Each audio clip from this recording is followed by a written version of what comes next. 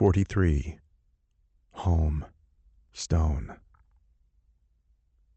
I step through the sliding automatic doors and inhale the warm, petroleum-tinged air that is Houston's calling card. I glance around until I see Tyson's black Escalade down the row of cars. He sticks his hand out and waves before the trunk flies open. He offered to pick me up when I called to tell him I was coming home. I hoped it would be Reagan. I've called her so many times that I've lost count. She doesn't answer her phone, and she's only texted me back once to say, "I'm sorry." I've been caught between rage and despondency for the last 2 weeks. I can't eat. I can't think.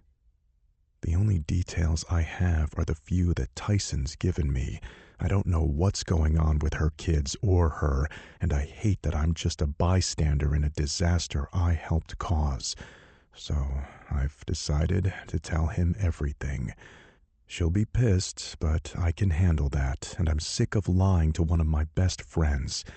But as I walk toward the car, my confidence that Tyson will understand and support me flags. She's his sister, and her association with me has made her life exceedingly difficult. He knows what kind of man I am. He'll know that I wouldn't dare move on his sister if I wasn't serious. At least, I hope he does. If not, I hope he'll give me a chance to explain before he goes off. "Welcome back to Clutch City, Flintstone." Tyson gives me a boisterous hug and a few hard slaps on the back that remind me how strong he is. They called him a pretty boy in college, and he killed himself in the gym to build his body enough that no one could mistake him for anything other than the badass he is. "I see you've been slacking on your workouts without me around to kick your ass," I tease him while he throws my suitcases in his trunk. "Slacking? Man, are you nuts? If this line wasn't so long, I'd race you down to that sign and back to show you what your eyes clearly can't see." "Yeah, long line's the reason," I quip and pick up a box of Shipley's donuts that's sitting in my seat. The crumbs of sugar glaze from the dearly departed pastries cover every surface of his car. "Man, you are a slob. I know you don't drive women around in this heap," I say as I look at the piles of empty water bottles, plastic bags, fast food paper bags, and books everywhere. "This is my mobile office, and I take the honeys out in my Aston Martin, and stop bitching and be glad I didn't bring my Explorer." I make a show of dusting off my seat before I sit down. "So, where am I taking you?" "Same place, Kirby and OST. I buckle my seatbelt and turn the radio down. "Oh, shit. I forgot you live in the cut. Now that you're a doctor and not just a resident, you gotta move to a better neighborhood. Come to Rivers Wilde, man. The Ivy has everything, and we'll be neighbors. And now that your ass is legal, we can go cause mayhem. There's this new strip joint off Montrose, and man, the pussy is outstanding. I am so glad to have a single friend in town. All my friends are being assholes and getting married. They don't know about this bachelor life, right?" He slaps my shoulder and flashes a conspiratorial grin. It's so much like Reagan's rare grins, and it hits me square in the gut. I clear my throat, uneasy and not sure that this is the right segue, but I decide to take it and tell him. "So," I say, and clear my throat. His phone rings and his car announces, "Remy calling." He holds up a finger, hits the green button to answer it, and says, "Hey, what's up?" "Yo, I was thinking we should cancel dinner at Reggie's tonight." At the mention of Reagan, my whole body tenses. "Why? It's Friday. This is the one home-cooked meal I eat all week. Why is she canceling?" "She's not canceling. I am. This is her last weekend in her house, and she's grieving a little. She loved it." "Why's she moving?" I interject as casually as I can. "Who's in the car, Ty?" Remy's voice drops a whole octave. "Shit, sorry. It's Stone. I should have said." Remy's silent for a beat. Yeah, you should have, he snaps. Then he softens his tone. Stone, hey, I knew you were headed back. Didn't realize it was today. You staying with Hayes? He asks conversationally, but his voice is more guarded now that he knows I'm in the car. No, I kept my place in the medical center while I was gone, so I'm headed there. Yo, damn, I forgot! Tyson slaps the steering wheel. What? Remy and I ask at the same time. Stone was in Mexico when Reggie was. Maybe he saw the asshole in that picture. Tyson's hands tighten and twist on the steering wheel, and his lip curls.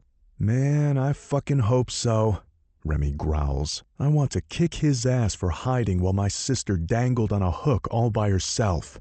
My stomach plummets to my toes. This doesn't bode well. What did she say when you asked? I ask, trying to handicap my prospects.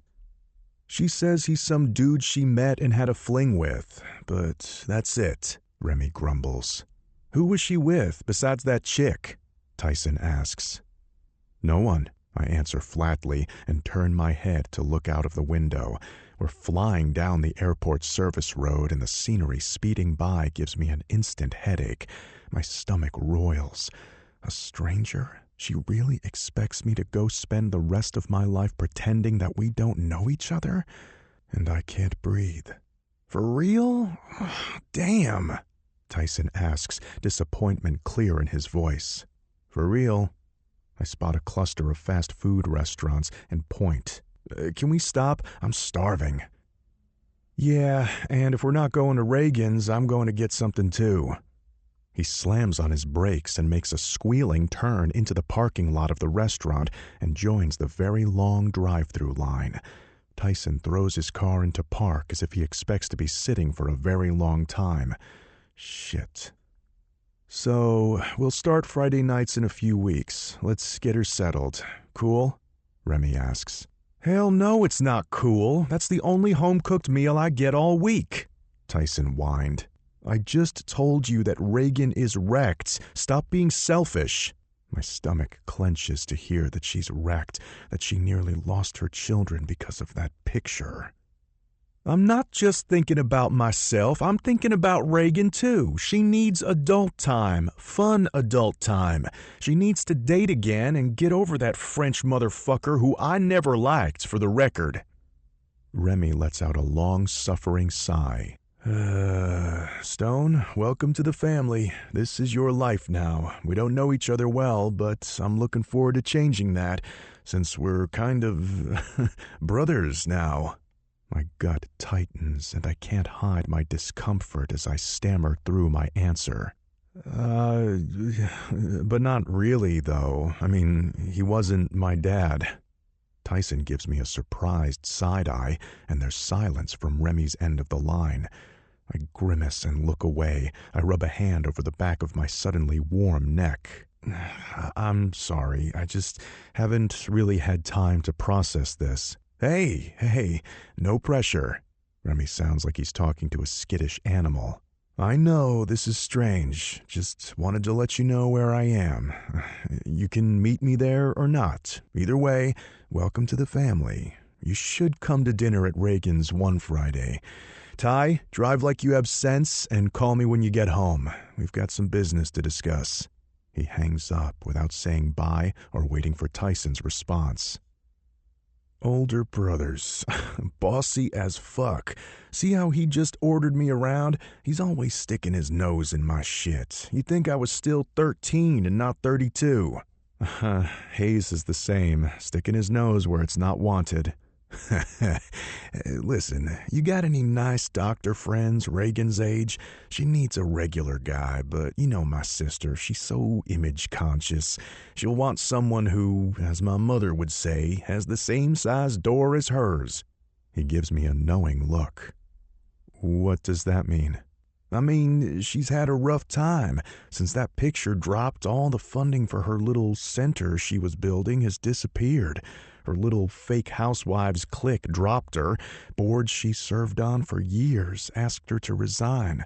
Her kids come home crying because people are talking about their mother's ass, and so I want to find her a man who makes the bitches who have been kicking her while she's down choke. I'm thinking chief of staff, head of a department, or something. You want me to find her a man? My head spins at his request. Yeah. What did you think? That I was asking you to date her? No. No. I laugh through my queasiness. Tyson laughs, and the line finally moves. We inch up another few feet and come to a stop. Reagan is a rare vintage. I'm vetting her next man myself, and I don't know anyone with better judgment than you, so when you get to work, take notes, give me names so I can start getting them checked out, and we can get her introduced, okay? He punches me in the shoulder, and I muster a weak smile. You know what? I'm not hungry anymore, so if you're only stopping for me, we can leave. What's wrong with you? You're passing up shitty food? He puts a hand on my forehead as if he's checking my temperature. I shove his hand off and give him a critical once-over. From the look of that gut, you might want to do the same, I quip. He just laughs and slaps my back. Stone, my man. I missed you. It'll be good to have you around. If you're not hungry, you will be as soon as we get close enough to smell the grease. His phone rings again. The car announces the caller as Tammy. I pull out my phone and check my messages while he talks to her, but I can't focus. I keep replaying the things Tyson said. He crushed my hopes of getting him on my side in my bid to win Reagan back, but I didn't come all this way to let something like Tyson's approval keep me from her, and right now the biggest obstacle in my way is the woman herself. I'll see her on Friday at this dinner. I'll keep my feelings to myself until I've had a chance to talk to her, because there's no way in the world that I'm going to let her go. 44. Always be unfinished business. Reagan. Come meet us at the Belvedere. Stone's only been in town for a week and he's already got a girl. You need to take lessons from him. I reread Tyson's text, my heart in my throat, as I stare at the picture of my brother with a grinning, gorgeous Stone and a half-naked girl who appears to be sitting on his lap. I look at my missed calls. Today is the first time this week that he hasn't called.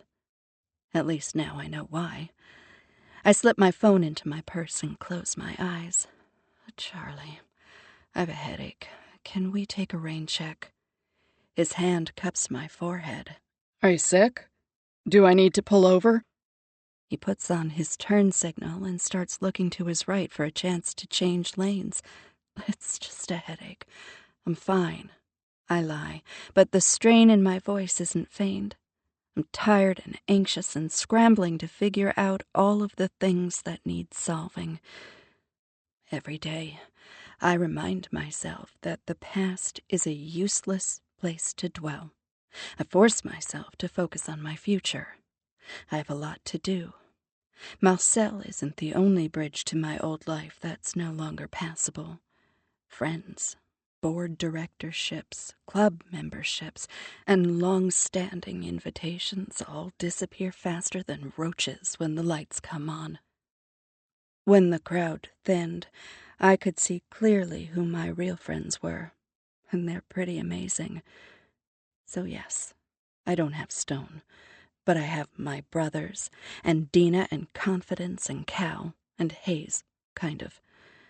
He's made attempts to talk about what happened. I went to visit after Phoenix, their beautiful baby boy, was born. He didn't miss the chance to remind me of what Stone stood to lose if his identity was revealed.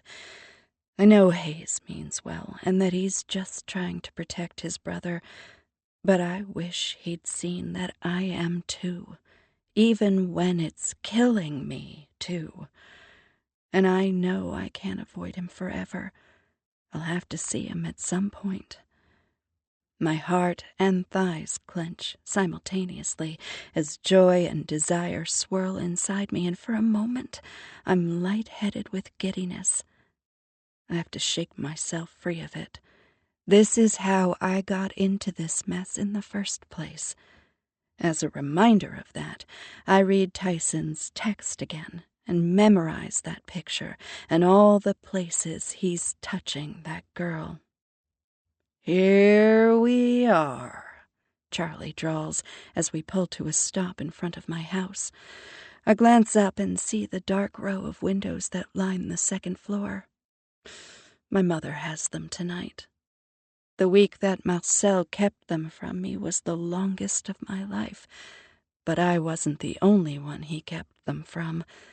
When she asked for them to spend the night, I said yes. Now I wished they were here. I need their warm little snuggles and unrestrained affection. I'm sorry to be a pain, but at least you're spared an evening of being seen with the notorious Regan Wilde. I reach across the center console and press a quick kiss to Charlie's scruffy cheek, at the same time that I pull the lever to open the door. He puts a hand on my arm to stop me. "Fuck anyone treating you like shit. Marcel is well liked, but so are you, and your family. I'm here for you. I wish I could do more than lend a friendly ear." I only nod, because I can't speak around the throb in my throat. I press a grateful kiss to his cheek and slide out of the car. I stand on the sidewalk in front of my house and wave goodbye until he turns right onto Wildwood Parkway and disappears from sight. I trudge up my driveway, tired and feeling sorry for myself. Venus. For a second, I think my mind is playing tricks on me. I stop in my tracks halfway up to my garage. My heart kicks into high gear, and the next breath I attempt to take doesn't come as easily as the one before it. By the time I've managed to turn around and face him, I'm nearly panting from the onslaught of emotions running riot through me. He steps into the flood of light from the security lamp that hangs right above my garage. He looks like the answer to every single one of my problems. His hair is shorter than I've ever seen it. In his gray suit, white dress shirt, and a dark blue tie is draped over his neck, he looks more like Mr. Gray than Dr. McDreamy. "Stone, what are you doing here? You've been ignoring my calls, so here I am." His voice is ragged with frustration. He stops short of being an arm's length away. I want him closer. I cross my arms to stop myself from reaching for him. I've had a lot going on with my kids.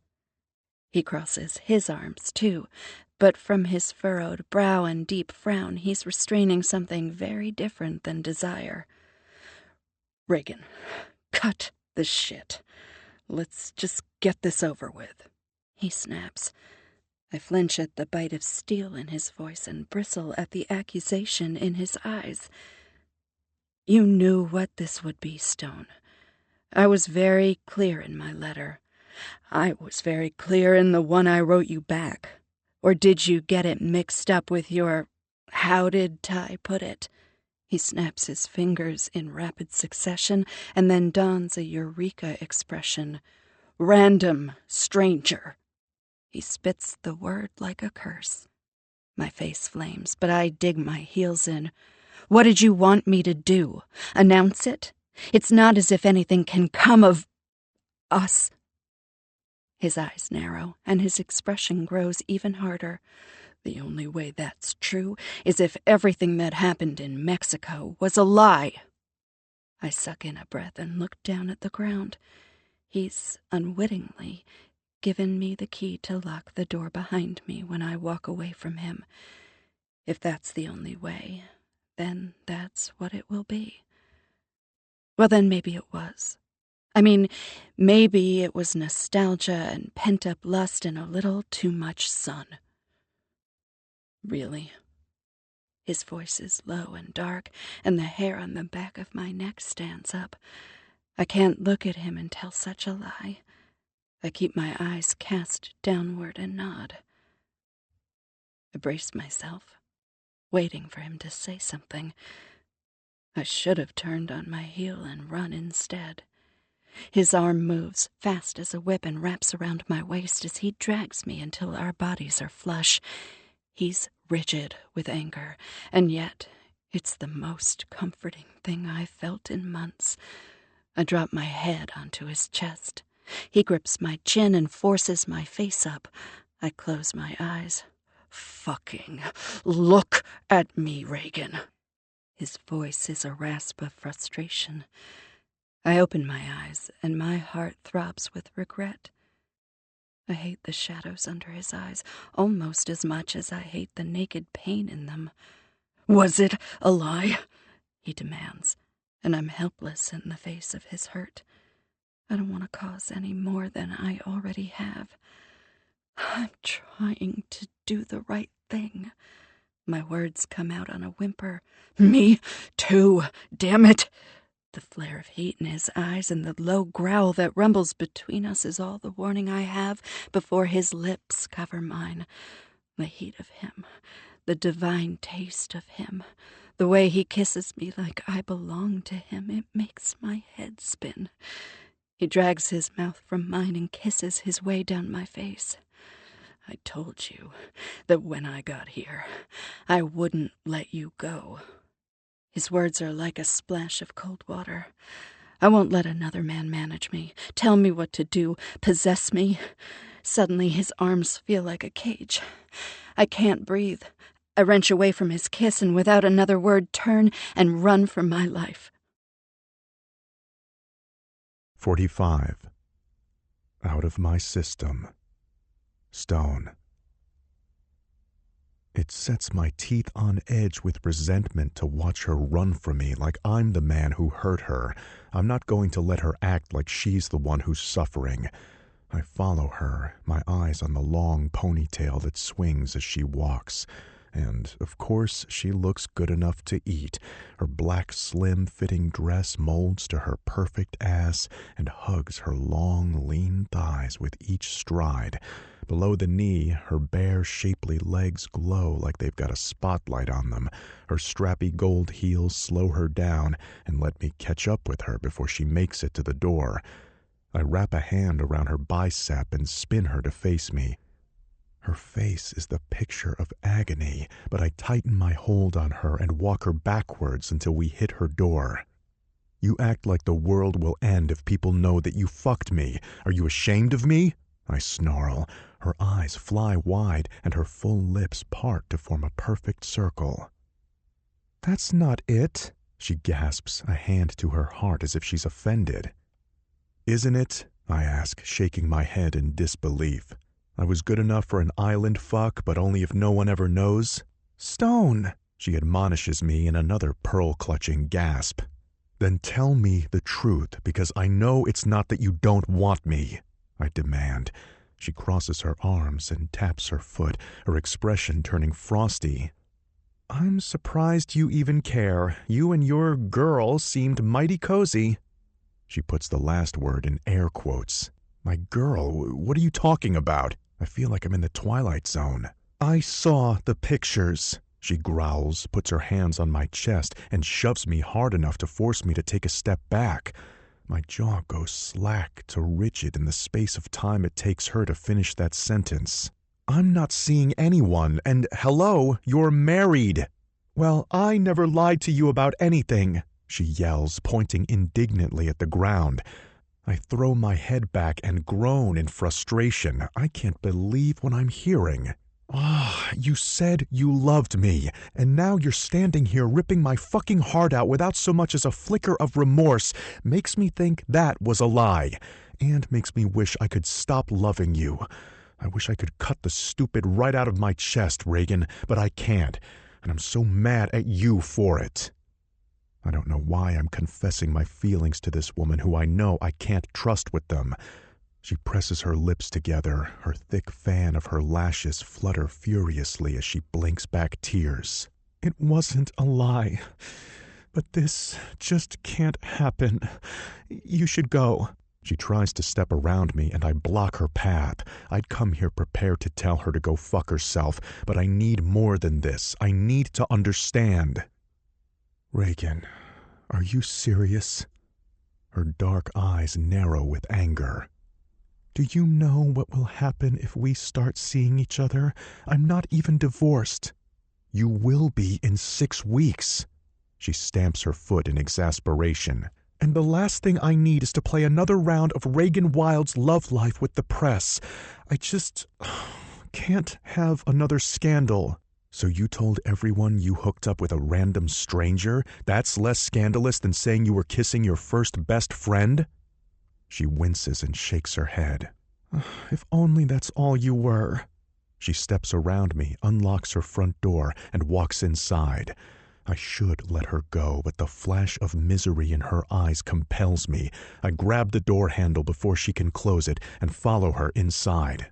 Do you think I'm the kind of man who would let you take all the blame and watch blithely while you burn? I demand. That's not what... Oh, shit! She yelps and hops on one foot over to the sofa and collapses onto it. What's wrong?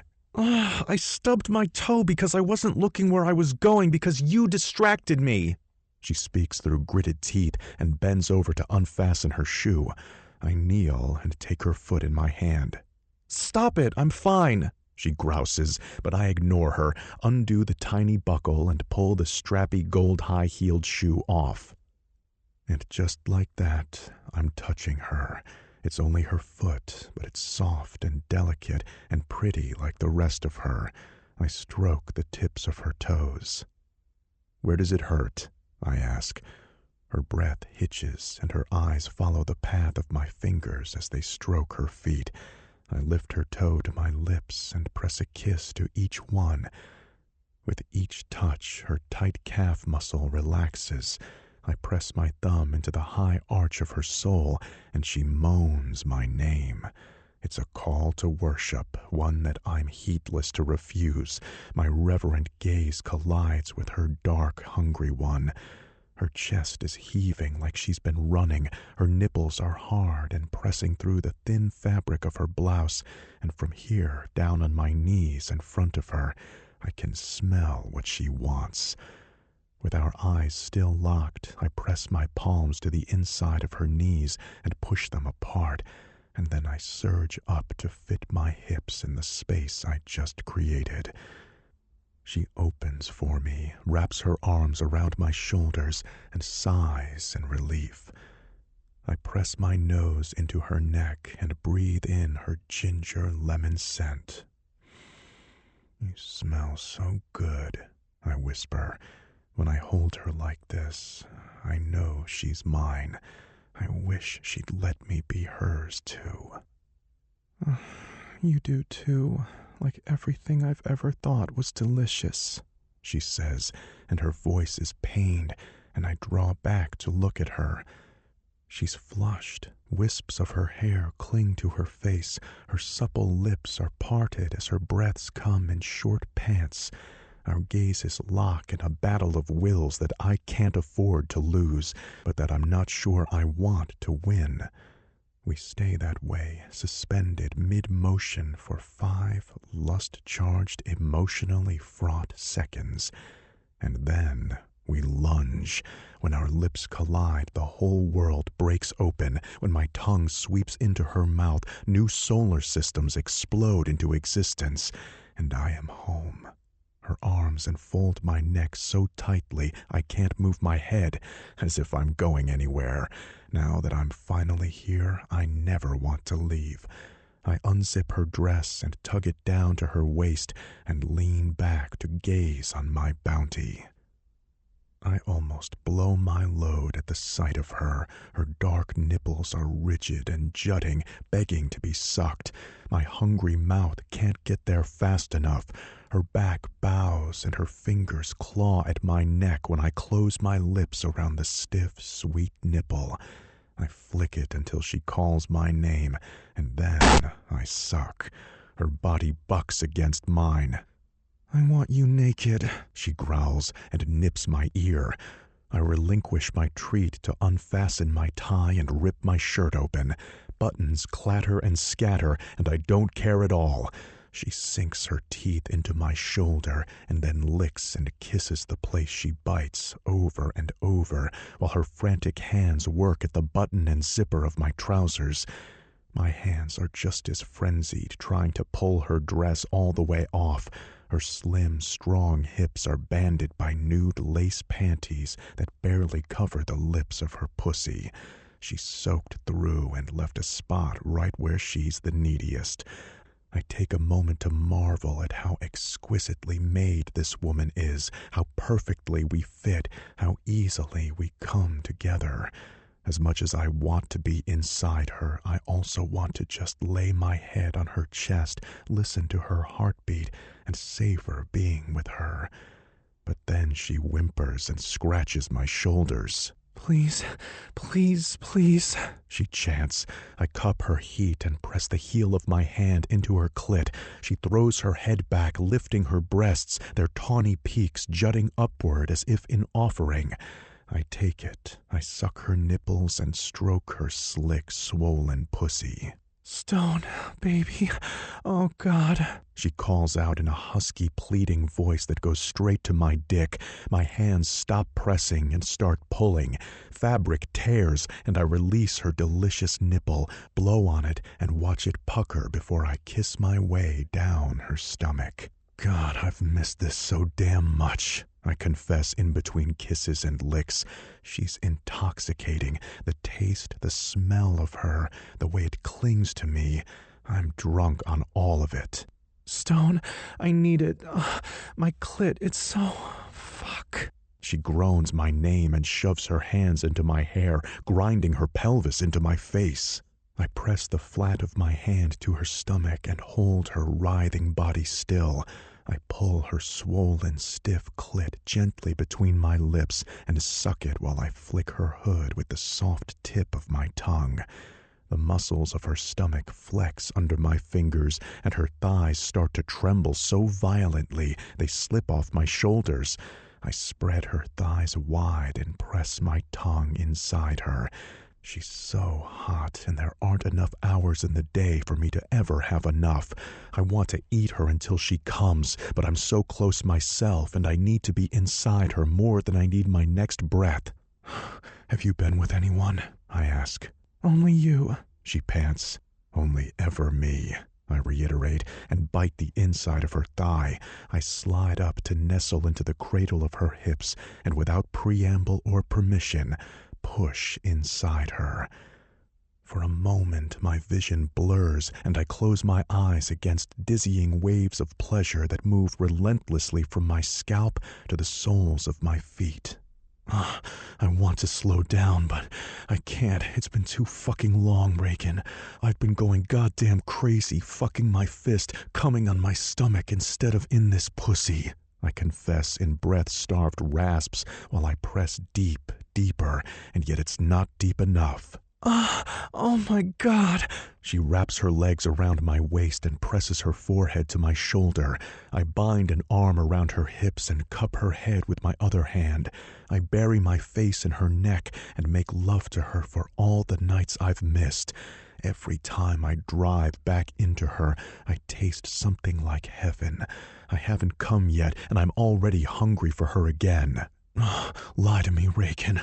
Lie to me and tell me that you are mine.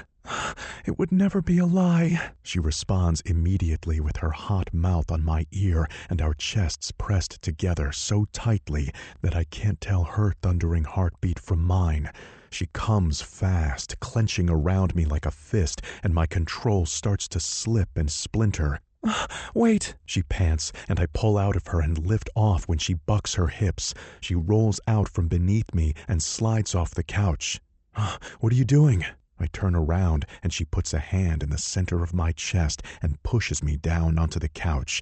My dick bobs, and her eyes follow the motion greedily. She kneels in front of me, spreads my thighs, and drags her breasts over my erection. I want you to come in my mouth. Then why are you still talking? I ask. She chuckles and licks her lips before she grabs my hips with one hand and cups my balls in her other. My head hits the back of the couch. Fuck, Venus, goddess mine. I chant nonsense words in a guttural voice. I tug the gold elastic holding her ponytail free, and it falls in sleek sable waves, veiling my thighs. I lift it by the fistful so I can watch her suck me off. Her kiss-stung lips stretch around my length, and her eyes close when she pulls me into her mouth until the pulsing head of my dick hits the soft back of her throat. Tears roll down her cheeks. I cup her cheeks and tug until she lifts her head. She yanks free of my hands and glares at me. I thought I was hurting you, I explain. You weren't, but if you don't put your dick back in my mouth, I'll hurt you. She yanks me forward. I glide back into her hot mouth. Her groans of pleasure vibrate around my cock every time I thrust into the pleasure palace of her mouth. I don't last 10 seconds. I come so hard that the rumble that started in my chest leaves my mouth in a growl. I throw my head back and I shoot off thick and fast, releasing all the tension, all my need, all my love, all my anger that I've held back like a tightly drawn bow. It flies out of me, and she takes it all. She releases me with one last long suck and then falls back onto the rug with a groan. Her arms and legs sprawl artlessly while she stares up at the ceiling, panting. Reagan, what are you doing? I reach for her. She rolls away and stands up, tugs her dress up, and looks down at me with her hands folded in front of her like a fucking schoolteacher. We shouldn't have done that. Your job, my kids, our families, there's just so much going on. She starts pacing back and forth. My job? What the hell does that mean? I sit up and start straightening my clothes and watch her pace. You've got your whole life ahead of you, and I live a life incompatible with that. I have kids, you don't want them. I live here, you want to travel. Your job has a morality clause, and I'm married. Stained. She slaps her chest with her open palm. Wait, what? I stand, surprised at her mentioning my job again. She keeps pacing, almost talking to herself. I've done everything I can to protect you, but the minute we start dating, people will know, and everything I've done will be for naught. Marcel will ruin you. And for what? For a woman you don't even know? I do know you. I put my hands on her shoulders. You don't, she snarls and bares her teeth at me. I'm not the girl you fell in love with in that bakery or even on that beach. You like fucking me, but you couldn't last 5 minutes in this fire with me. I lurch away. Her words are like a backhanded slap in the face. If she notices my reaction, she doesn't show it. She's ranting, pacing, talking to herself. I'm trying to save Venus Rising. I'm trying to keep my children from spinning out of control, and I am trying to let you go because it is for the best. You'll see. You'll move on. You have to. And then she walks out and leaves me sitting there by myself. I don't go after her. I don't trust myself to. I've never been so close to actually breaking something as I am right now. I stalk out to my car. I can't believe what a fool I've been, thinking that this woman knew me and trusted me. There hasn't been a challenge in my life that I haven't been able to figure out, and this shouldn't be a challenge at all. We are so fucking right together. But here we are, and here we'll stay. I could go back inside and tell her I would have given up my job, my passport, whatever I had to protect her and what we have. I could say it until I'm blue in the face, and she'd never hear me. I've already handed her my heart on a platter twice, and both times she's found it lacking. So, if she wants me out of her system, then that's what she'll get. 46. The Jezebel. Reagan. The Jezebel Podcast, Episode 35. Hey, ladies. I know we're still taking a victory lap after Dr. Zimmerman's downfall, so you'll have to forgive me for being a Debbie Downer. But my life has come a little too full circle recently. You all have heard my story. You know what happened to me in that house. But what you don't know is that I'm a total hypocrite. It took me almost 20 years to tell my mother. I've never told my brothers or any of the friends I made before or since. Not because I'm ashamed of what those men did to me, but because I know that it was my fault. My best friends lived a nightmare because I thought I was untouchable and led them straight into a trap I should have seen coming. When I had the chance to help one of the women who was there with us, I turned my back on her. All because I wanted to pretend it never happened. I used to be afraid of my own shadow. Then I met this man, and guys, he's amazing. My dream man. I love him. Things weren't going to work out because, well, the why doesn't matter now. My first thought when he left was, thank God I won't have to tell him about those 3 days of hell. And I was relieved. I saw that as a silver lining to losing the only man I've ever loved. Can you believe that? I'm a prisoner in a cage I've built around myself. And I had to ask myself, what the hell is wrong with you? How can I sit on here and preach about shunning shame and ask you all to overcome your fear so that I can tell your stories? How? When I can't do the same. I've been so mad at my family for the secrets they've kept from me, and here I am, keeping a whopper of one from them myself. How can I expect them to trust me when I don't trust them? How can I help my daughter be brave and speak out if, God forbid, anything like that happens to her, when I haven't been willing to myself? I watch TV. I've seen what happens. From Anita Hill to Christine Blasey Ford, it's always the women who lose. I was afraid of the scrutiny, and I let that fear keep me in a marriage I should have never entered. It's precluded me from knowing real intimacy with anyone, and now it's become the silver lining for my heartbreak.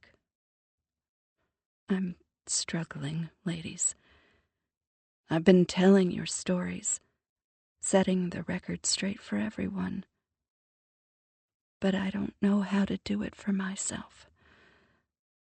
I don't have any answers or a happy note to end this on. I just don't know who else would understand. Thank you for listening.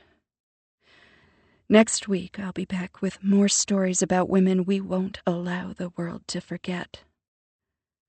This is the Jezebel, signing off. 47. Venus Rising. Stone. Thank you so much for coming. I know it was a lot to ask. Reagan greets me with an outstretched hand, and I just stare at it in disbelief. It's flu season. Unnecessary touching isn't recommended, I say, and climb out of my truck. Right, she says, and stuffs her hands in the pockets of her skirt. It's fucking petty, but 3 months after that night at her house, the weight of resentment still sits in my gut like a boulder. I'm here, so cut the cloak and dagger. What do you need? I ask, and cross my arms impatiently. It's an emergency, or I wouldn't have called, she says urgently. I laugh. Yeah, I'm aware that you avoid me at all costs. I can't keep the bitterness out of my voice. She swallows audibly, and her eyes narrow as if she's in pain for a second. There's a woman here. She didn't have anywhere else to go, and she's in labor, I think. She's been having contractions all day. Why didn't you take her to the clinic you partnered with? She sighs, her hands flexing and curling at her sides. Her lips barely move when she speaks. They terminated our agreement after my divorce. Marcel is one of their largest patrons.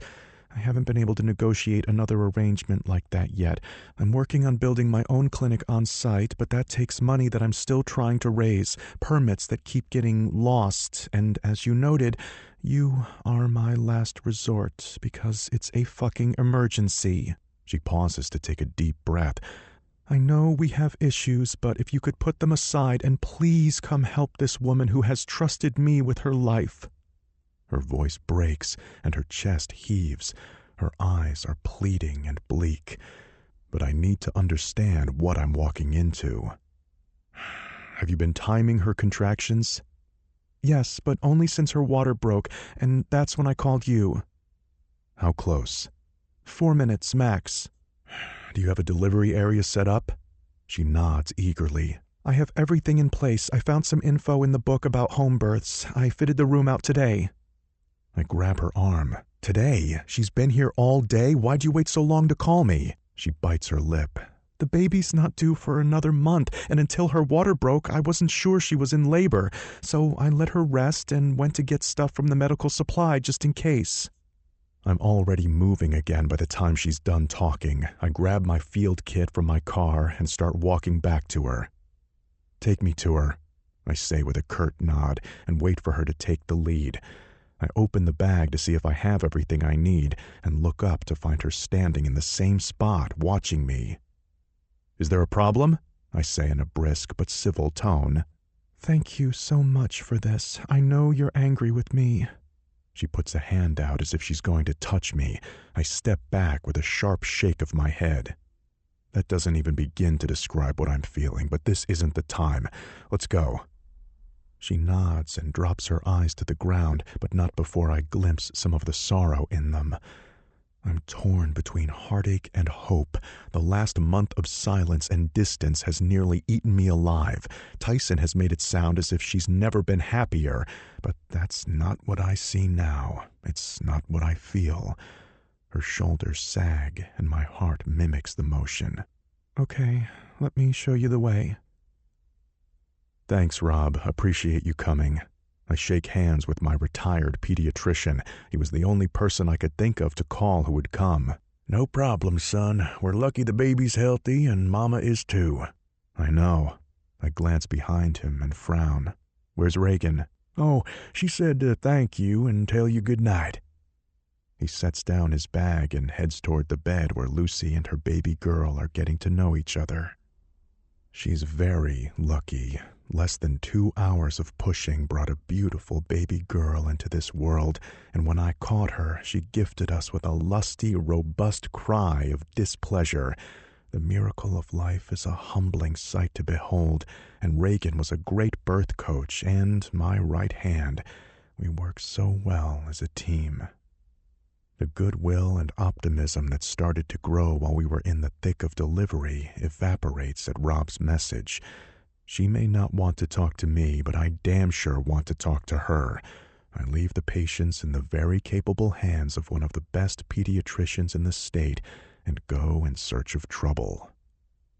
I walk through the stone-arched walkway that connects the residential facilities with the classrooms and offices. I'm angrier with Reagan than I have been with anyone in my entire life, but I can't help the rush of pride as I survey what she's done with this place.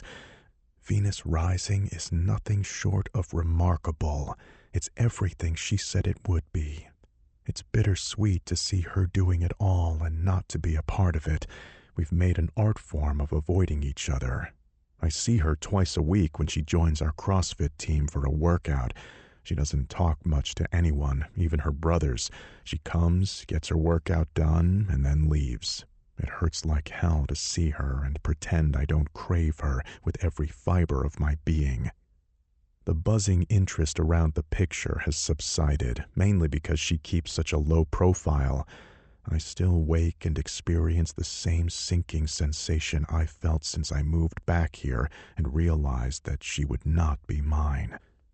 Tyson has invited me to her house every Friday for the last month, and I've said no. The first encounter at her house was still too close to the surface. I'm not ready to socialize with Reagan.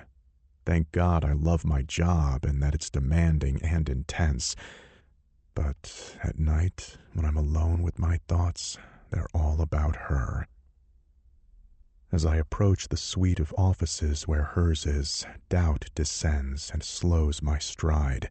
I don't know if I'm ready to be alone with her, but I don't know when I'll have another chance, and at the very least, I need her to know that she can't provide medical services here unless she gets licensed, and to tell her that she can't call me like this again. I steel myself and knock lightly on the door with Reagan etched into the frosted pane of glass that serves as a window. There's no response, but I see a light on, so I test the knob. I open the door and I stick my head inside, slowly, and look around the room. The first thing I notice is the map that takes up one entire wall. It's dotted with different color pushpins and sticky notes. I step into the huge space and close the door quietly behind me. It's part office, part situation room. Reagan is sitting propped up lengthwise on a small, bright blue sofa. Her laptop is on her thighs. Her head lolls to rest on the back of the sofa, and her hand dangles off the edge. A soft snore punctuates her exhales. I walk over and gaze down at her. She looks as wrung out as I feel, but even exhaustion can't tame the beautiful synergy of her bold cheekbones, her wide-set, heavily lashed eyes, or her generously full lips, and the soft set of them made even more so by sleep. I would have fought any war by her side or at her front if she'd have let me. I trace the lines of her body with my eyes, each one on prominent display beneath her light gray calf-length pencil skirt topped by a form-fitting white t-shirt. Her feet are bare, her toes are painted candy apple red. God, I want to taste them. She is a whole 8-course meal, and I'm a man who's been living on beans and toast for months. My entire body responds with what I can only describe as a full-body hunger pang. My mouth waters, my fingers twitch, and my cock stirs. My gut rumbles the way it does when I'm hungry. Her eyes pop open as if she heard it. She gasps and covers her chest with her hand. "Ah, you scared me." She closes her eyes and takes a few deep breaths. "Sorry, I knocked." I step back from my hovering stance and shove my hands in my pockets. "I was only closing my eyes for a minute. Oh, let me just shut down really quick," she says groggily and taps her mouse to wake her laptop. She lowers her feet to the floor and starts to type in earnest. Something falls from beneath her skirt and lands on the floor with a thud and then rolls a few times before it stops halfway between us. She's immersed in whatever she's doing and doesn't seem to notice. I stoop to pick it up and smile when I realize it's a vibrator, and it's warm and sticky. I lift it to my nose and inhale. The smell of her, citrus and fucking heaven, fills my nostrils, and I go from disinterested to full-on rock hard in seconds. "Okay, all done," she announces and reaches over and puts her laptop on the small side table next to the couch. "Did Rob not tell you I was—" Her words die on her tongue as her vision clears and she sees the toy in my hand. Her face blooms with color. "You dropped this," I say, and smile innocently. Her lips compress and she clears her throat. "Here." I drop it into her outstretched palm. "Thank you," she says stiffly and tucks it between the cushions of the couch. I rub the wetness on my fingers together. Her eyes widen briefly before she starts looking around like she can't find something. "You lose something else?" "Have you seen my shoes?" she asks, a tinge of panic in her voice. "What do you need those for?" Her head snaps up and she narrows her eyes. "I'm leaving." I laugh. "Fuck if you are. You owe me at least more information about this reckless thing you dragged me into. If anything had gone wrong, Reagan, I don't even want to think about it. Robert Hirsch is a great pediatrician, but I want her to come to my office tomorrow if she's up to it, and she should be. She needs a proper exam and blood work. She's healthy, young, and in good shape, so everything went smoothly. But Reagan, the hospital is where all of this should have happened. Her jaw tenses and her words are clipped. I know that, Stone. I've explained that this was extraordinary and she might have been in danger. You're a doctor and I trust you. I snort in disbelief. As if you know the meaning of that word. I think you called me because you think I'm so pussy-whipped that I'd risk my career for you. You needed a chump, and you called the biggest one you knew. She rears back like I slapped her. No, how can you say that? I take a sweeping survey of the room in an effort to escape the damning hurt in her voice. I glimpse the papers she left scattered on the floor and see one that reads "The Jezebel" in large letters in the same font as her tattoo. I lean down to pick it up and she dives to beat me to it. She tucks them behind her back. What is that? Nothing, she snaps, but she looks panicked. A prickle of unease runs up my spine. Did you start your blog again? No. Then what is it? Nothing, Stone. Leave it. She snaps, but she's nervous as hell.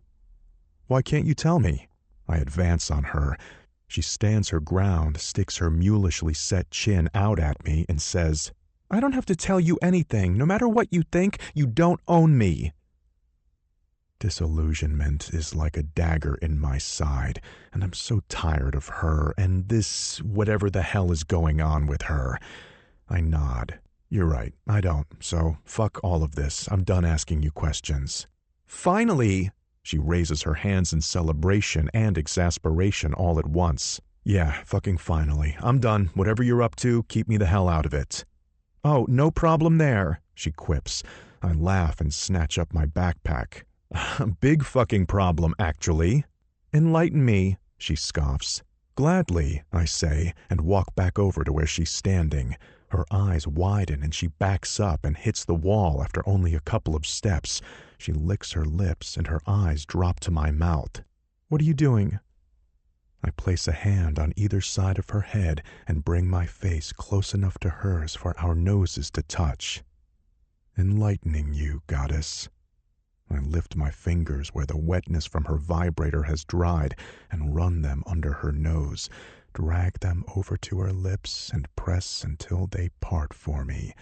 She moans at the intrusion, and she sucks them deeper into her hot, soft mouth. See how good you taste? I ask her in a low rasp. She nods. Her inky lashes flutter like the palm leaves caught on a breeze. Have you let anyone else taste it? I ask, and I wrap one hand around her throat, and she bites her lips. Have you? I growl when she doesn't respond. No. She squirms against my erection, rucking her hips. I slide my other hand up her thigh, slip it under her skirt, and cup her through her panties. She rocks against my hand, grinding her damp heat into the heel of it. I know how bad you need me inside you. Yes, so badly, she admits in a voice thick with misery. I brush the tip of my nose against hers, move my mouth just a sliver from hers, but I don't let our lips touch. I draw in a deep breath and smile. No matter how hard you try to hide it from me, I'll always know, even if I never touch you again. How? She pants. I gaze down at her beautiful face, memorize the look of rapture adorning it. Because like recognizes like, goddess. We're made for each other. I am so in love with her and so damn angry at her, but I don't know how to wake somebody who's only pretending to be asleep. I pull my hand away from her body and take a huge step back. It's a damn shame that you fucked this up so royally. Her eyes flutter and open, dazed and glassy with need. I bite the inside of my cheek to stifle a groan and shove my hands into my pockets to keep myself from yanking her back to me. She blinks. The glaze in her eyes clears. "What do you mean?" "I mean, I'm sick of your secrets and your desire to help everyone but yourself."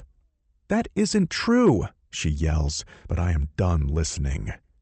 "You make me so crazy. Like, some nights I want to set myself on fire for it, but I'm done trying to prove myself to you." I wipe my palm on my trouser leg, and her eyes grow wide. I look away because, fool that I am, I can't look her in the eye and lie. "So, you got your wish. You are officially out of my system." I walk out, and it takes all my self-control not to slam the door behind me. I'm so angry I could spit. What the fuck is happening? It just keeps getting worse. I wish I could get her out of my system, but I can't. I whip my phone out and call Hayes. "Hey, you home?" I ask when he answers. "Yeah, what's up?" "Need to talk to you. I'll be there in 5. "It's late. Why can't you talk on the phone?" "Man, you have a 3-month-old baby. You weren't asleep anyway. Can I come over or what?" Not when you sound like you want to kick my ass." I chuckle, surprised that I can manage it when I'm so angry. "No, I just joined a board and I'm fundraising money for the organization." "That's nice," he deadpans. "I need you to write a check, make some phone calls, and grease a few squeaky wheels at the City Department of Health. Reagan won't like it, but I don't care. I'll remind her that she offered me a spot on the board the first time we talked about Venus Rising." He laughs out loud. "Oh, I'm sorry. Did I forget the part where I live in a lamp that you're the master of?" I sigh, still weary, but I feel a little less defeated just talking to him. "No, you're my brother. I need your help that's in your power to give. So I'm asking." There's a beat of silence, but I'm not worried. My brother is an asshole, but he'd cut his arm off for me as fast as I'd cut mine off for him. "Well, shit. Come on over. I'll get the coffee on." 48. I want what can't be mine. Stone. "Oh, that is so good, Venus." I moan and lift the long fall of her hair off my face so I can see her better. The sight nearly scrambles my senses. She's lying on her stomach, draped between my spread thighs. My dick is as deep as it can be inside the lush heat of her talented, wicked little mouth. One of her hands is fisted around the base of my dick, the other splayed on my stomach. I bend a knee, and she moans around my cock, her eyes flying up to mine. The scorching need in her gaze makes my mouth water. I sit, grab her hips, and rotate her body until her knees are on either side of my head. Her lips never surrender my dick.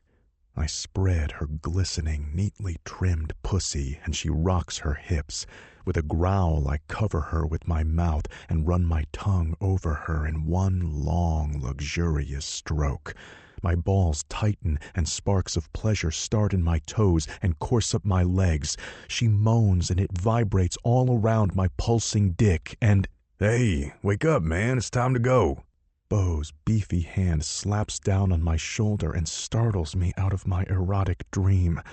I glance down at my lap, and I'm relieved to see that my bulging erection is still trapped in my jeans.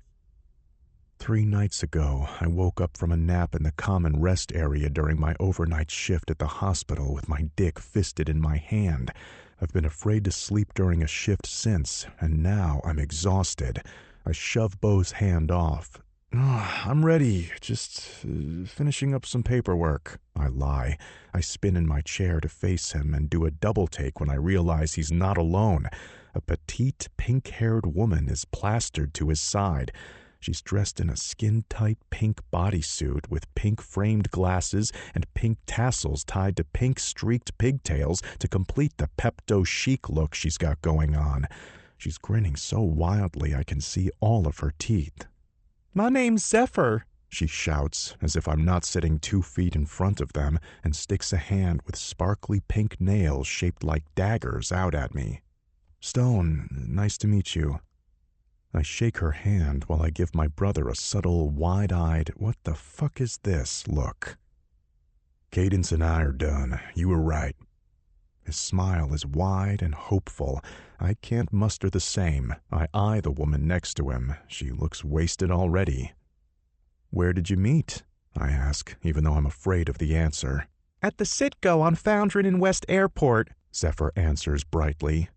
At the gas station? I ask, praying that I heard her wrong.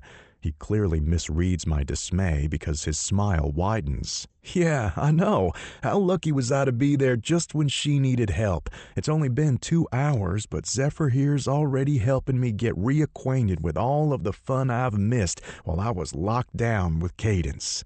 Suddenly, he sings out, She's like the wind through my trees.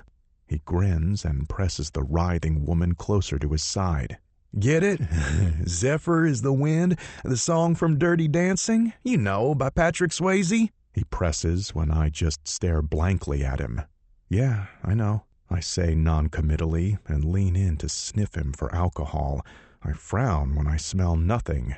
Satisfied? He asks with a knowing smirk. I've been checking him like this since he started driving at 16.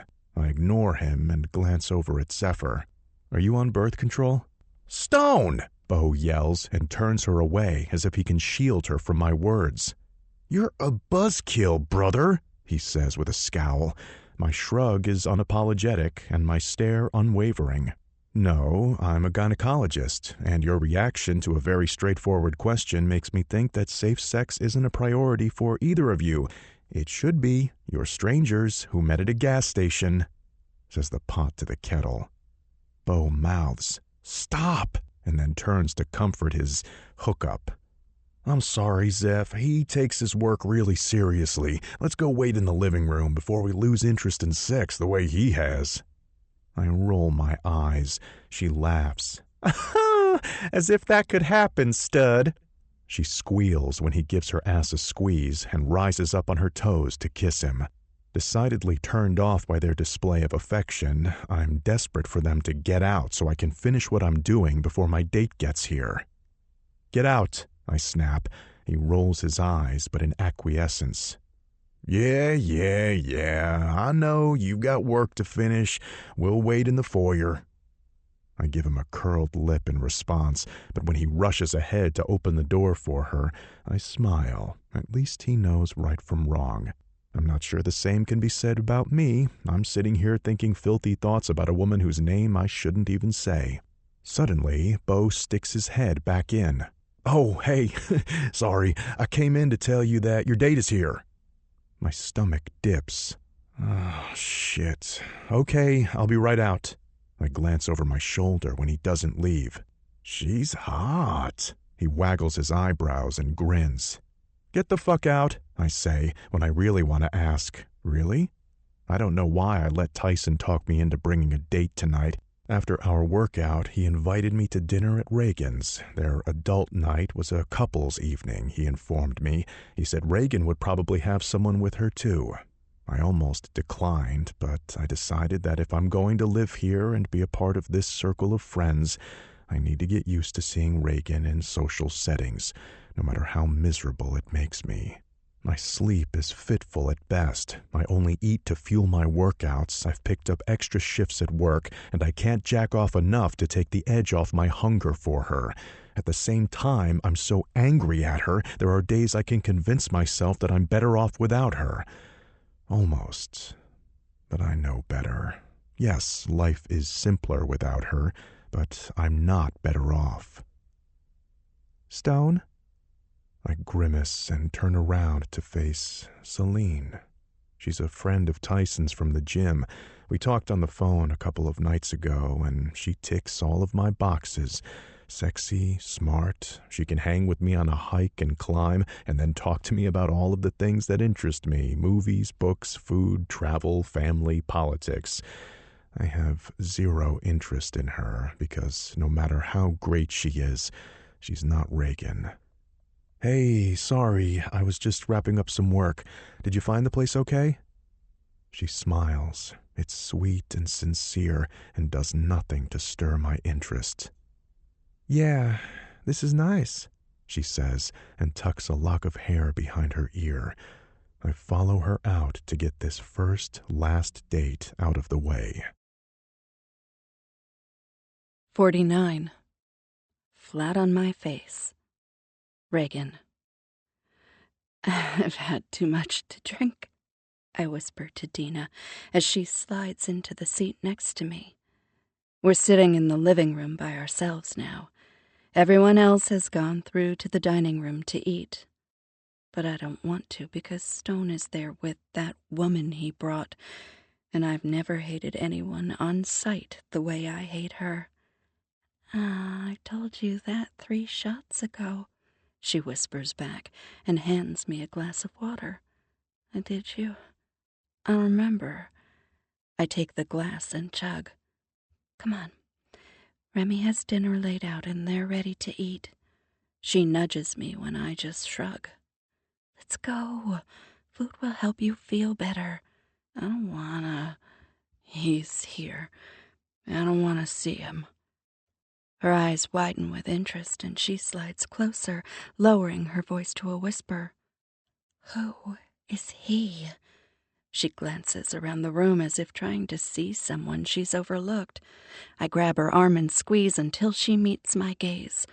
Her eyes widen. "You've got mayhem in your eyes, Reagan," she says, but she's far from disapproving. In fact, she looks like she wants in on it. I snicker. I don't know why I don't drink more often. Life is a lot more fun this way. "He is him. The hand." I hiss and pantomime someone taking a picture. Her jaw drops. "Oh my God!" she squeals before she covers her mouth with her hands and screams into them. "Shh!" I shake my head in disapproval. Somewhere in the back of my mind, I'm aware that the room shouldn't keep moving once I stop, but I have bigger fish to fry right now. With this liquid courage coursing through my veins, I feel like I can do anything, including draw blood from a stone. "I thought you said he was a local you met." If the look on her face is anything to go by, she is thoroughly scandalized. I'm delighted. "I lied," I admit in triumph. "Does anyone else know?" "Yep, his brother." She grabs me by the shoulders and gives me a shake. "Reagan, who is it?" I groan at the way my brain bounces, but when she shakes me again, I blurt, "Stone!"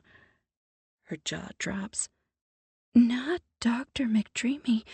No fucking way. He's so hot, but so tightly buttoned up. No way, not him," she says, her eyes wide.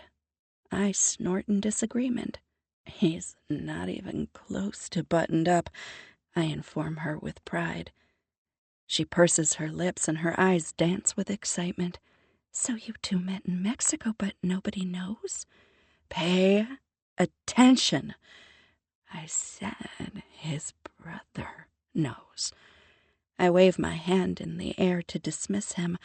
He's never gonna tell because he's afraid Marcel won't play golf with him anymore or something. Dina looks at me askance, and I roll my eyes.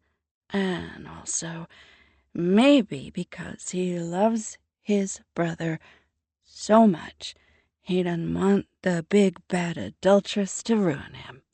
I quip, and then burp loudly. "Reg, Dina, what are you doing?" Remy sticks his head into the room, and his smile turns into a frown when he catches sight of me. "What the hell is wrong with you?" He gives me a disapproving once-over. "Well, nice to see you too, brother," I say, and give him a 2-fingered salute and reach for my drink. "I was just getting her some water before I brought her in." Dina stands. "You're not on the clock. You don't have to explain to him," I tell her and grab her hand. Remy shuts the door behind him and walks over to where I'm sitting. Are you drunk? I widen my eyes in mock affront. No. I had a few drinks. In my own house. Is that a crime? He rolls his eyes ceilingward and groans before he cuffs my arm and lifts me to standing. Come eat. You'll feel better, he says, and starts leading me to the door. I don't want to, I whine. I let him pull me because I'm too wasted to fight. When we get to the closed French doors leading out to my backyard where the food is set up, he stops and spins me to face him. You're so handsome, Remy, I croon and stroke his cheek. He gives Dina a helpless look over my shoulder and I pat his chest. Don't you worry. I'm fine. You will be as soon as we get some food in your belly and more water down your throat. I know how to behave, Remy, and I'm not drunk. I shove him and promptly stumble and land on my ass. He grabs my arm to haul me to my feet and gives Dina a dark look. I wave a finger under his nose. Don't you dare blame her. I'm an adult. Go on. I don't need you to drag me.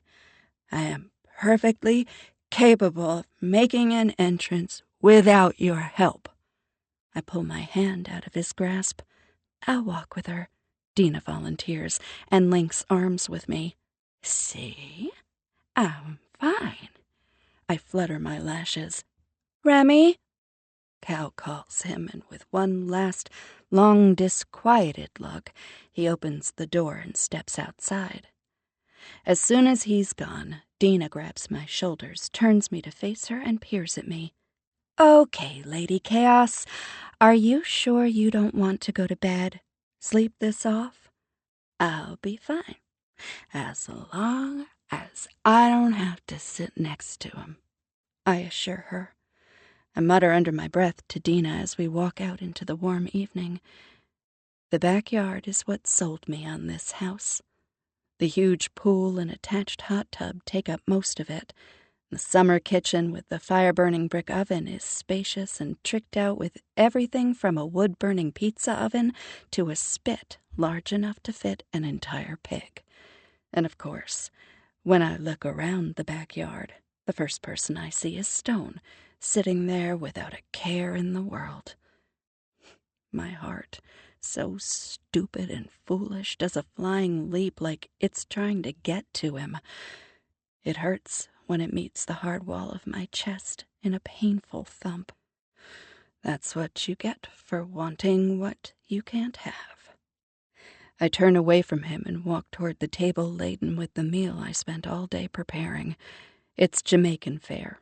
Oxtails, curry goat, coconut curry shrimp, ackee and saltfish, rice and peas, fried dumplings, brown stew chicken, and beef patties I picked up from Cool Runnings in Rivers Wilde's Market Food Hall, and a huge pitcher of Guinness punch. Remy and Cal are sitting with Hayes in confidence. Last thing I need is to deal with the smugly happy couples. Let's go sit with Tyson, I say, and turn to head to where he's sitting with the newest member of his little fan club. You go ahead. Dina lets go of my hand and turns to head back the way we were coming before I can object. I'm almost there when I hear an annoying braying laugh coming from the hot tub. Asshole? He has the nerve to sit in my hot tub with a girl who laughs like a donkey and hasn't even said hello to me? I'm gonna tell him what's what, I mutter. I spin on my heel and head toward them. Hey, Reagan, your seat is over here. Tyson stands and heads over to me, but I don't even look his way. I'm on a mission. Stone looks in my direction just in time for him to see me trip over my feet and fall flat on my face. Conversation comes to a halt, and everyone looks over at me. Humiliation burns, and I close my eyes as I hear the scrape of chairs being pushed back and feet crunching grass as they rush to help me. A large hand cups my elbow, and I look up to see Hayes lifting me off the ground. Oh God, Hayes Rivers is being nice to me. This has to be the lowest point of my life. Fine, thank you. I took my arm free of his grasp and brushed the dirt off my blouse and shorts. When Tyson puts an arm around me, I let myself be led away. I grab a bottle of Blue Moon from the cooler. I drop into the seat next to his and chug it down. Slow down. Tyson pulls the drink out of my hand. I'm so sick of everyone saying that. I'm fine. Worry about your own damn self. I reach over and grab his glass and down the caramel-colored liquid in one gulp. I wince as the liquor burns a trail down my throat. This isn't like you, he says. You don't even know what that means. I inform him. He looks at me sideways. What? Stone and his little perfect, perky, young pretty are out of the hot tub and head our way. I need to pee, I announce. My bladder isn't what it was before 3 kids. I use the arm of the chair to lever myself to standing, but sway as I do. Let me help you, Tyson says. No, I whisper angrily, but it's too late. She's really drunk. Celine pretends to whisper as she drops into a chair around the small table I'm sharing with Tyson. Aren't you going to call her Captain Obvious too? Or is that just for the girls you fuck? I ask. I giggle, but no one else does. What did you just say? Tyson asks. Oh, grow up, Tyson.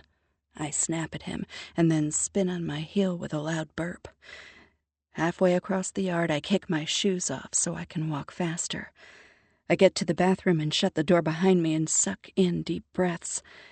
I slide down the door and drop my head on my knees.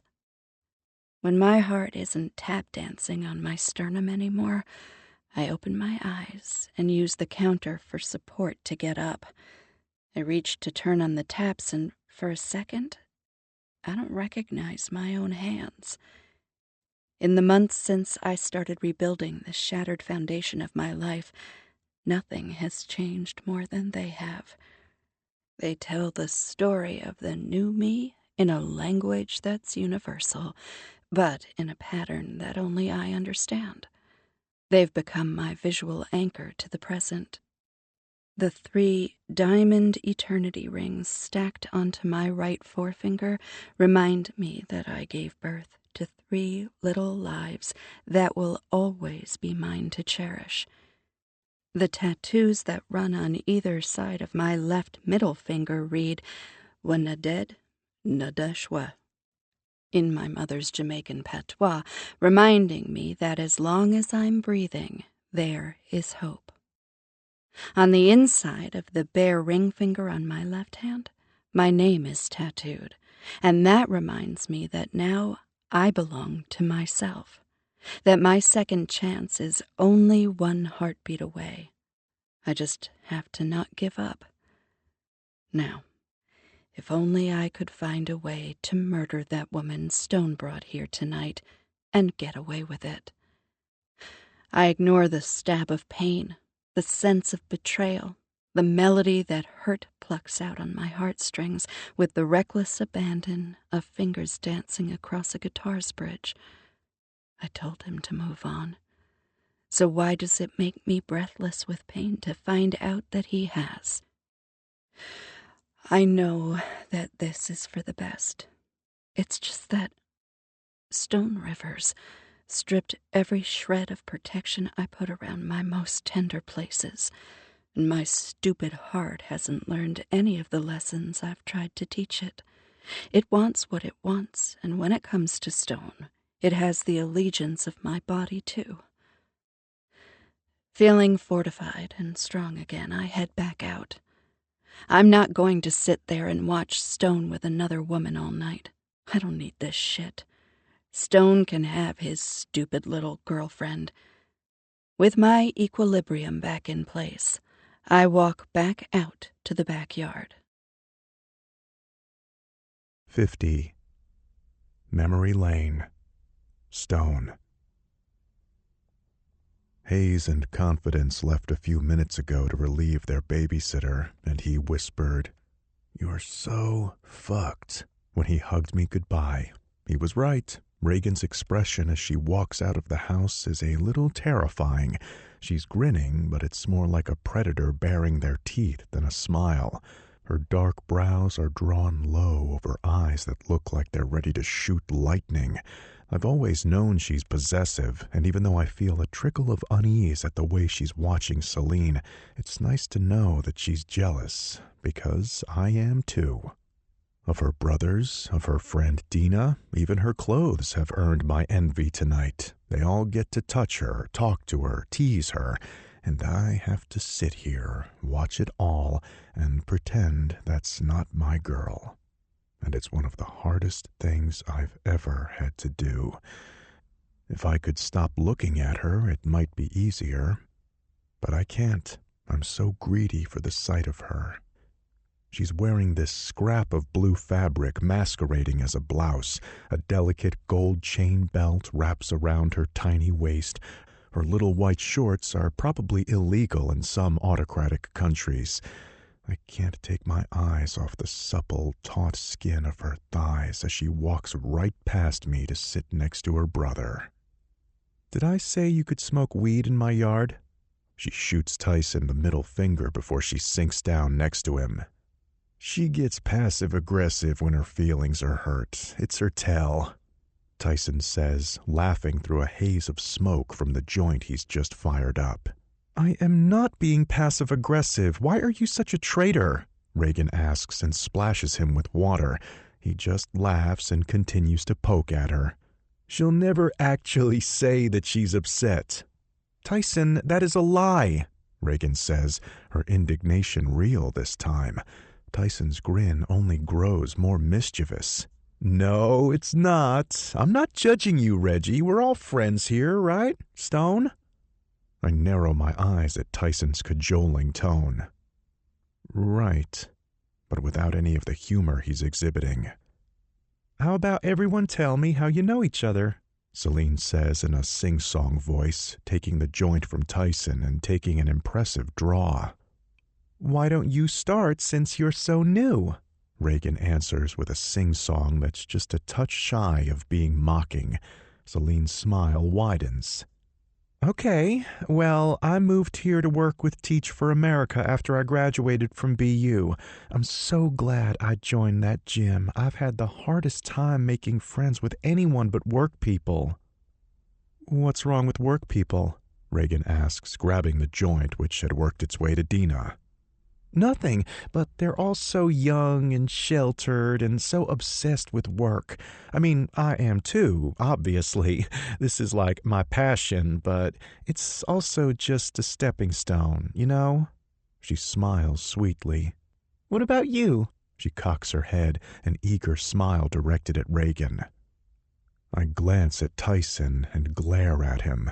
None of what she just said matches the story he gave me when he introduced us. I look over at Celine, and she shoots me one of those sweet smiles, but I don't miss the way she can't seem to hold my gaze. Who the hell is this girl? "Oh, I met Stone when he was 10. He stabbed my boyfriend while I was giving him a blowjob, and then I didn't see him again for 20 years. Reagan announces with a smile so pleasant that it's not until after she's done that what she said sinks in. I turn toward Tyson, my explanation already halfway out of my mouth. "It was so long ago, I didn't think it—" He slaps my shoulder hard. "You stabbed somebody? Man, Stone. I guess that was before you took your whole do-no-harm oath, huh?" I wince and rub my shoulder, eyeing warily, waiting for him to ask why I hadn't mentioned any of this. "So? Did he die?" he asks with a conspiratorial grin, and I quirk my brow at him, confused. "Who?" "The dude you stabbed." I snort in surprise. "I was 10 and scrawny. It was a flesh wound, right?" I try to catch Reagan's eyes, but she's staring at Celine with barely disguised malice. "What was Reagan like back then?" Dina nudges me and leans forward with an eager smile on her face. Exactly as she is now," I answer. Reagan's eyes flash to mine before she looks down at her lap, but she watches me under her crescent sweep of her sooty lashes. She loved The Temptations and the Love Jones soundtrack. She loved to bake, loved history and politics. She was obsessed with the idea of rewriting history and living every day like it might be her last. "You remember all that?" Her eyes have lost the intensity they held just a moment ago and are now limpid with nostalgia. "I remember every second, every lesson," I admit. "What was so profound that you remember?" Tyson asks, breaking the spell and saving me from myself. I look up at the sky as if I have to search my memory for an answer. I don't have to do more than blink to be back in the bakery, standing next to Reagan at the marble slab, kneading dough, zesting lemons, grating ginger, and putting butter on everything. If I let myself dwell in the memory long enough, I'm sure I'll smell the sugar and vanilla, feel the roll of sweat down my back and the ache in my forearms. I can hear her speaking the words that changed my life. She told me I was perfectly made. Saying it out loud makes my heart do something strange. I glance up and we share a smile. It's the first time she's smiled at me since I've been in Houston, and that twinkle in her eye is like a door to a different time. I don't know if it's the weed or if it's that Reagan is a sorceress, because even with everyone watching and an entire ocean of shit between us, for the few seconds our eyes hold, we're completely alone and back on that beach, and in that dimension there's only room for the truth. "I was in free fall when I met you," I say, and she nods as if remembering. "I was hanging on by a thread and so focused on surviving that I wasn't living. And then came you. You revolutionized the way I saw myself." I tell Reagan the simple but powerful truth about how much she impacted my life. It's much more than I should say, but I don't regret it. While I was talking, her expression morphed from discomfort to surprise to pain, and now it's all of those things together and layered with wide-eyed wonder and simple but unfiltered happiness. "I said that?" she asks in a whisper. "You don't remember?" I laugh in surprise. "No, God, but I want to." My laughter dies at the plea in her voice. I don't know what she sees when she looks at me, but when I look at her, my breath feels like it's tangled around my heart. I feel like I've fallen back through time, back to when I was sure she was going to change my life and was stupid enough to pin my hopes on it. "Aww," Celine sighs and claps loudly. "And then you grew up and became this man." She wraps a hand around my bicep and smiles suggestively at me. "I'm guessing you've got a huge appetite." I need to get desserts out of the freezer." Reagan stands and practically runs back into the house. 51. Bleeding Love. Reagan. "Did you eat my ice cream?" I stalk back out to the backyard, an empty carton of Bluebell's pecan pralines and cream in one hand, my eyes fixed on the back of Tyson's head. Like a shot, Remy is on his feet and rushing toward me. Cal is hot on his heels. Tyson's guilty ass turns around, and when he sees me, instead of begging for mercy, he grins. "Yeah, man, I can count on you to have pralines and cream on deck." As I get closer and he sees the tears on my face, his smile falls away. "Reggie, hey, are you okay?" Remy steps in front of me and I slam into his bare chest. I cross my arms and glare up at him. "I am so sick of you assholes coming over here, eating all my fucking food and then leaving me with nothing, I bellow. Remy's jaw goes slack and he takes a huge step backward. Hey, Reggie, what's wrong? Remy asks in a voice that's too tender and too patient and too pitying. You left and didn't say goodbye. You didn't call me once in almost 6 months. How could you? I ask him. His expression turns stricken. Oh, Reagan, I'm sorry. I barely hear him before I whirl to face Tyson. And you. This is my favorite. And you ate it all anyway. And then you left the empty carton in my freezer knowing that drives me nuts. Do you want to see me lose my shit? Will you stop hurting me if I let you see me bleed? I shout. Tears blur my vision. For the first time I can ever remember, Tyson doesn't have anything to say. You think because I'm calm I don't have a heart? I direct this question at all of them. I do. And it is oceans deep. And right now so empty I can hear it echo. You never think about me. You just do whatever the hell you want. A sob wells in my chest, but I hold it. I will not cry in front of these people. No fucking way. I lift my chin. I'm going to bed. You can stay as long as you'd like, but clean the fuck up before you leave. As I turn to leave, my gaze falls on Celine. And yes, Stone has a huge appetite.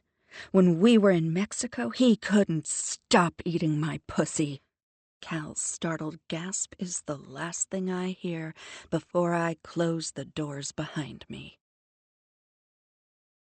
52. Drunk in Love. Stone.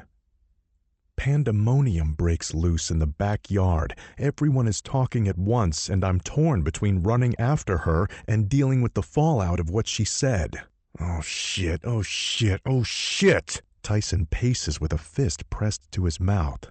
What the fuck did she mean about you eating her pussy? Remy's voice explodes behind me, and my heart nearly stops. I turn with my hands out to block any sudden swings. I can explain. Save that shit, I already know it all. Tyson stops pacing and rests a hand on each hip, his head tipped skyward as if he's searching for an answer. No what? Remy presses, his entire body turning rigid, his shoulders tense and his hands ball into fists like he's ready to swing. That Stone's the dude with his hand on Reggie's ass in that picture, Tyson says as if it's common knowledge. The fuck you say? Remy's eyes, so like his sister's, spark black lightning right before he starts toward me. I stand my ground, ready to do whatever. He's got a couple of inches on me, but I can take him. Tyson suddenly jumps between us, and to my surprise, instead of joining his brother, he puts his hands on Remy's chest and forces him to stop. Stop, man. Stop. Come on. It's Stone fucking Rivers. He's the best man I know. And he loves our sister, man. Stunned, I walk over to one of the wicker armchairs surrounding the big fire pit and drop into it and look at him. My dazed mind can't make my eyes focus, and I stare unseeingly in their direction. How do you know that? He walks to sit in the chair next to me. You sent her some letters. She left them out, and I was at her house one day, and I saw them. I'm her little brother. It's like my job. He adds the last part with a defensive uptick of his chin, but I'm too bewildered to be angry. I shake my head. Why didn't you say anything in the car, or when I called you? He leans back with a sigh. Because it was obvious that it was a secret, and I thought you'd tell me your damn self. He slaps his thighs in annoyance. I glance at Celine and turn back to him, suspicion replacing my confusion. So, what was all that shit about me helping you set her up? He scrubs a hand through his hair, his expression half exasperation, half horror. I was fucking with you. I thought you'd tell me at some point. I'm sorry. And tonight, this whole date thing? I nod at Celine, who's watching us with morbid fascination. He groans. Reagan is the most possessive female I've met in my entire life. I figured seeing you with someone would get her head out of her ass. She's been miserable, and so are you. And since you both wanted to keep your secrets, I left you to it. And you used Celine to do that? That's messed up. Don't cry for me, Argentina, Celine drawls. She drops her sincere, sweet smile and smirks. I got paid for tonight, and I got to sit on your lap, handsome. She winks. Are you serious? I turn a murderous glare on Tyson. He has the grace to wince.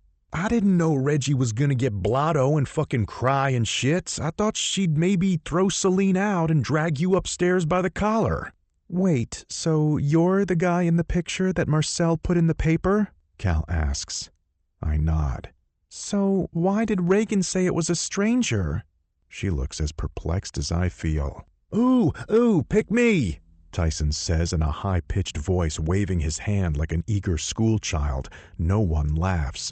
Remy walks over and smacks him on the back of the head. Start talking, Ty, now. He rubs his head and sneers at Remy. Then he cracks his knuckles as if he's getting ready to exert himself before he starts talking. Marcel threatened to ruin Stone in every way possible. Reggie was worried Hayes would blame Stone when his struggle to get Kingdom's foundation out of the shit Thomas left it in didn't work. And she's worried that Stone would lose his job. And she knows how much he loves his job and how hard he's worked for it. Last but not least, she was worried what more gossip would do to her kids at school and how they'd feel knowing she'd stepped out on their dad. Tyson pauses to take a dramatic inhalation of breath. I blink, dumbfounded that he knows so much, and then in realization that I know it all too, that she told me as much that night at her house, and I was so angry, my pride was so wounded that I didn't hear anything but her telling me that I couldn't handle the fire. Dude, I put that shit together. If you'd get your head out of her ass for long enough, you'd be sitting with her and not out here looking like you just woke up from a bad dream. Tyson scolds me. I would? Yeah, bonehead. Now, I'm going to go apologize to my sister. He starts for the doors. I get up and step in front of him. No, stay the fuck back. She's mine, and I'll take care of her. She said you don't have to go home. I'd like to amend that. You don't have to go home, but you gotta get the hell out of here. Then I run up the stairs and go get my girl. I find her sitting on the floor of her bedroom, draped in a pink bathrobe, staring forlornly at herself in the mirror. Her eyes come to the door, and she glances up and sighs deeply when she sees me. Hey, you okay? I hate you for making me feel like this, she says, her voice dull. I smile and take a tentative step into her bedroom. Would you rather we didn't feel so good together? Yes, because maybe then I wouldn't feel like Venus must have felt when Mars left her. Except you didn't leave. I sent you away. She drops her face into her hands. My heart is a shooting star. I walk over and sit next to her, cross-legged, and face the mirror. Our eyes meet there, and damn if I don't want to kiss her. Mars never left her. Without her, he wouldn't exist. She throws her head back and cries, "Oh, God!" And then, suddenly, she grabs her side as if in pain. Her honey-brown skin glows like she's just spent 30 minutes standing face up in the shower. Her hair is wet and hangs in wet clumps down her back. I lean forward and sniff. She leans away. What are you doing? Why are you smelling me? She scrambles to her feet. "Why are you even here?" she asks, her speech slurred. "Why are you wet?" I remark. "Because I just showered, Einstein," she says, her chin tilting up and her eyes glaring. "You haven't even said—" She pauses to burp, or hiccup, I can't quite tell which it is. She blushes prettily, and I can't do anything but smile. She's a fucking mess, but she's my mess. "Now, go away before I vomit on you," she says and points an imperious finger at the door. "You wouldn't," I laugh incredulously. "I would," she says grumpily. She tightens her little silk pink robe around herself, and everything it's clinging to is everything I've been craving that she won't let me have. I need to get to the bottom of this shit so we can start fucking again. I miss that body. "Tell me why you're angry with me," I demand. She bites her lip and shakes her head miserably. "I'm not angry with you. I told you to move on and you did. I just hate everything because I want you for myself." Her misery is palpable, but I'm not sorry to see it. In fact, her words are music to my ears. If she wants me, then we can do this. "Reagan, we're two consenting single adults. I'm not here to fuck you and run. I want to make an honest woman out of you. I have since I was 10 years old. I just had to grow up so you wouldn't go to jail for being a pedophile." "Don't be gross," she mutters, but a tiny smile lifts the corners of her mouth. "I did it. I'm a man. I can make my own decisions and live with the consequences of them." "But you love your job. You wanted it so much. If they fire you, you'll hate me," she moans. "Hate to break it to you, but if that's the reason you won't be with me, I'll hate that more. You don't get to decide that my job is more important than you, and I don't give a shit what your ex-husband or my brother have to say about it. We have something special. When is the last time you slept as well as you did the nights we spent together? Have you had any conversations as good as those? Has your body ever hummed the way it does when I touch you? Have you ever felt a connection as life-changing as the one we have shared since the instant we met 18 years ago?" I cup her face in mine, tilted up to mine. She shakes her head, her eyes full of misery. "You won't. Not in this lifetime or the next. Not unless it's with me. But you've got to hold on as tight as I am, or this won't work." She stares at me, unblinking, before her face crumbles. "You don't understand. I'm not right," she blurts. "What do you mean?" "I love you," she wails, tears turning her dark eyes to a glittering obsidian. "Being with you is dizzying and exhilarating and exhausting and sublime in a way that I didn't know anything could be, but you don't know what I've done, what I am. I ruined Rebecca's and Maddie's and Jack's lives, and I can't make any of it right." I shake my head, confused. "Who the hell is Rebecca?" "Oh my God, Stone!" She gulps, and then she doubles over and vomits all over me. I rush and pick her up, grimacing and gagging when the smell assails me before I can hold my breath. I rush us both to the bathroom and pray I'm not sick too. She groans, and I strip her robe off and hold her up with one arm as I turn on the shower with the other. "Oh, Reagan." I stroke her hair, and when the water is warm enough, I carry her in and put her down on the bench. I strip my clothes off and get in with her. I wash her hair with her ginger shampoo and comb all the snags and tangles out. I prop her in my lap, her back to my chest, and give her a good massage with a conditioner. She lets her weight rest against me with her eyes closed and a small smile tilting up the corners of her soft, wide lips. I lift her off my lap and sit her down on the bench beside me. Then I'd drop my haunches in front of her, grab her washcloth, and douse it with the vanilla soap. I start with her neck and work my way down. I scrub every inch of her and inhale a lungful of vanilla-flavored steam. I'm methodical and don't linger. She needs sleep, and so do I.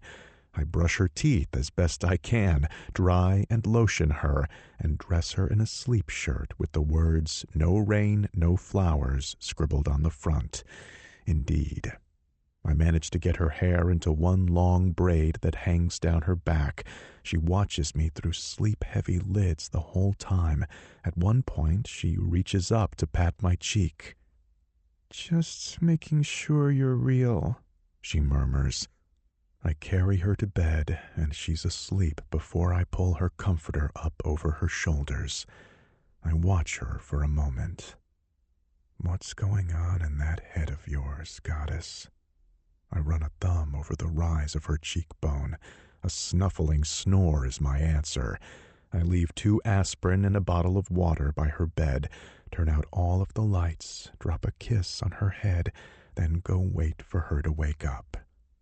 My clothes sit in a sodden pile of vomit. I rummage through her drawer until I find some socks that might fit, wrap a towel around my hips, and go in search of intel that will give me some insight into whatever else is going on with her, and find out who this Rebecca is. I wander through her house. It's a 2-story, rambling mid-century modern with more windows than walls.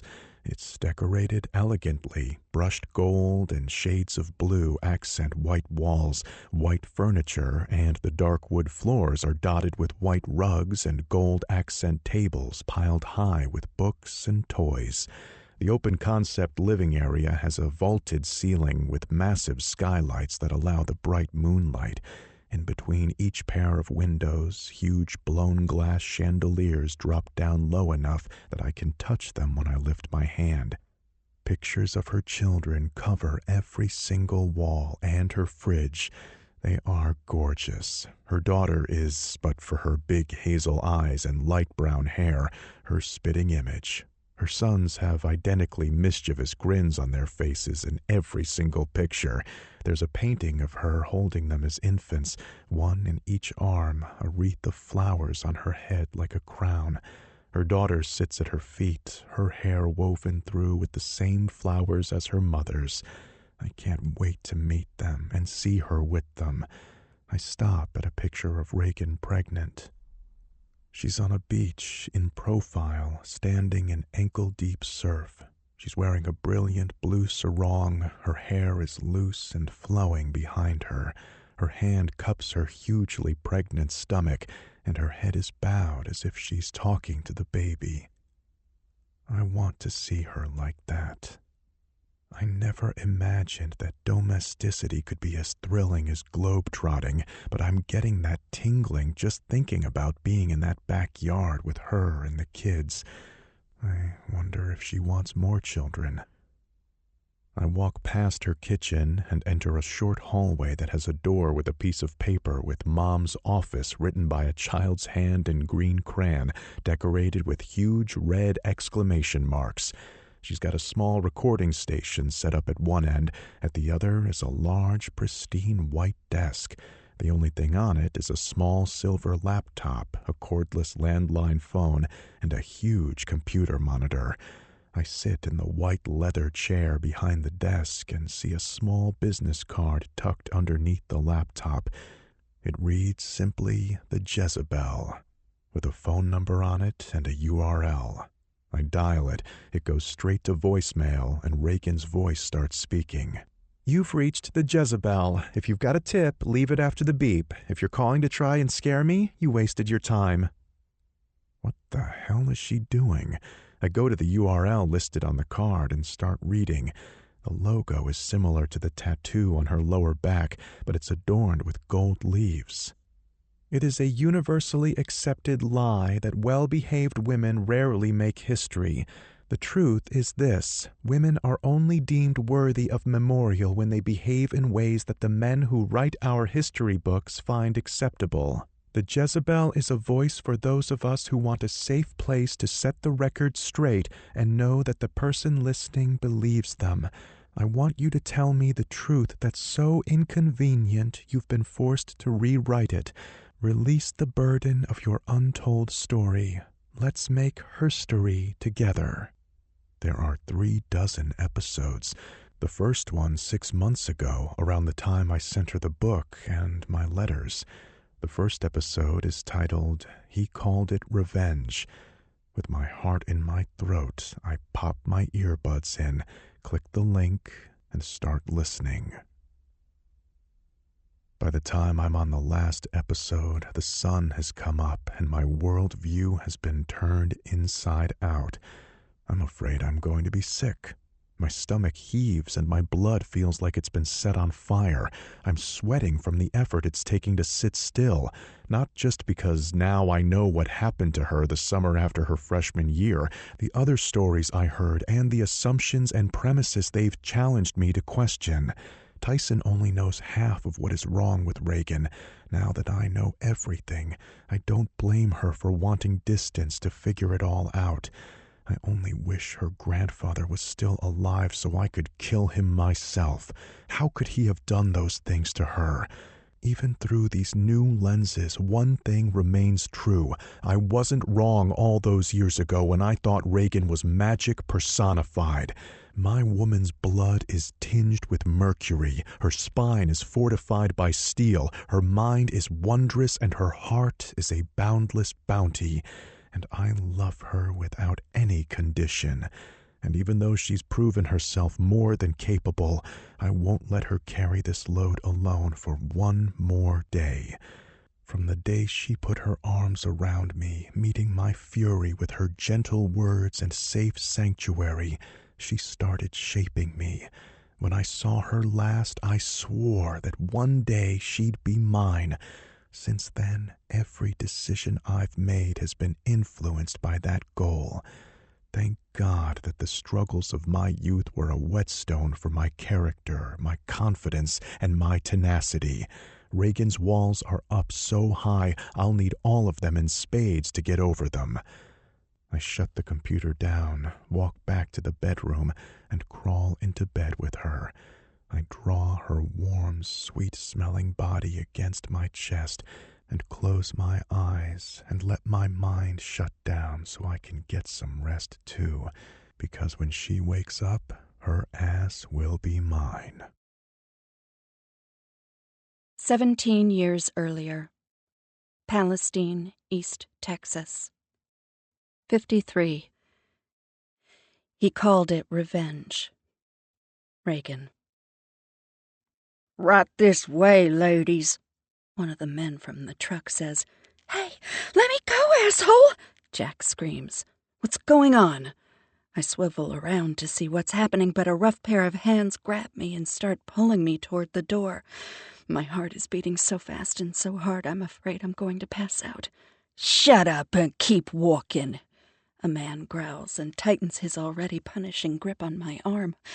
He drags me through the yard, and I stumble, my heels sticking in the mud, twisting my ankles as I scrabble to keep up with the man. It's pitch black, and the cabin is completely surrounded by trees that soar so high that I can't see the tops of them. The front door of the cabin swings open, and Weston steps out. "You made it, princess, and you brought friends." His expression is twisted in a grin that is so cruel and excited that it makes my blood run cold. I stop and start trying to scurry backward. "No, you can't take us in there," I yell as I try to dig my bare feet into the ground. I clawed the hand around my arm, screaming for Maddie and Jack. Why are they suddenly so quiet? The man lifts me, hoisting me over his shoulder, and carries me into the house. Panic is all I know as he walks through a sparsely finished living room. The wall-mounted TV is tuned to something loud, but he's moving too fast for me to see anything clearly. My feet and fists strike his back and torso, but he doesn't seem to feel it. Tears run down my face and into my open mouth, choking my screams and filling me with a terror more visceral than anything I've ever known. He dumps me unceremoniously onto a mattress in the middle of the room. It's thin, and my head slams against the hard wood, and for a moment I'm dazed. He tugs my leg, and before I know what's happening, something tightens painfully, pinching near my foot. I sit and wail in horror when I see the shackle around my ankle. I kick for everything I'm worth and yelp as whatever it's anchored to on the ground makes my joints pop as I yank to try to free myself. Men 3 times your size can't break free. You'll just hurt yourself, the man says, in between grunts as he wrestles to grab my other ankle. I manage to pull it free, and my foot connects with his face. He howls in pain and returns my blow with a fist slammed into my cheekbone. Pain and light explode, and I fall back, sobbing as the coppery taste of my blood trickles onto my lips. Why are you doing this? Getting paid, bitch. Shut up. He grunts and grabs my arms. He pulls them together over my head, and I feel the now familiar slide of cold metal before they're bound together and attached to an anchor in the ground. I'm trapped, helpless, and staring into the eyes of a man I've never seen before, but who I know without a shadow of a doubt that I'll never forget. I can pay you more. Doubt it. But you'll make us some nice money. His smile makes me want to throw up. Weston strolls in. Welcome, princess. You like my new house? I gape up at him in horror. Why are you doing this? I cry. He smiles that terrible smile and sits next to me on the mattress. I struggle to catch my breath. Do you want money? My grandfather will pay you to give me back, but if you hurt me, he won't. You dumb cunt. I don't want money. I want my pound of flesh. He lifts his shirt and twists to show me a small scar on his lower back. Tears fall from my eyes as I look at it. Thanks to you and that little shit who called the police, I've a record. I had 8 months of community service.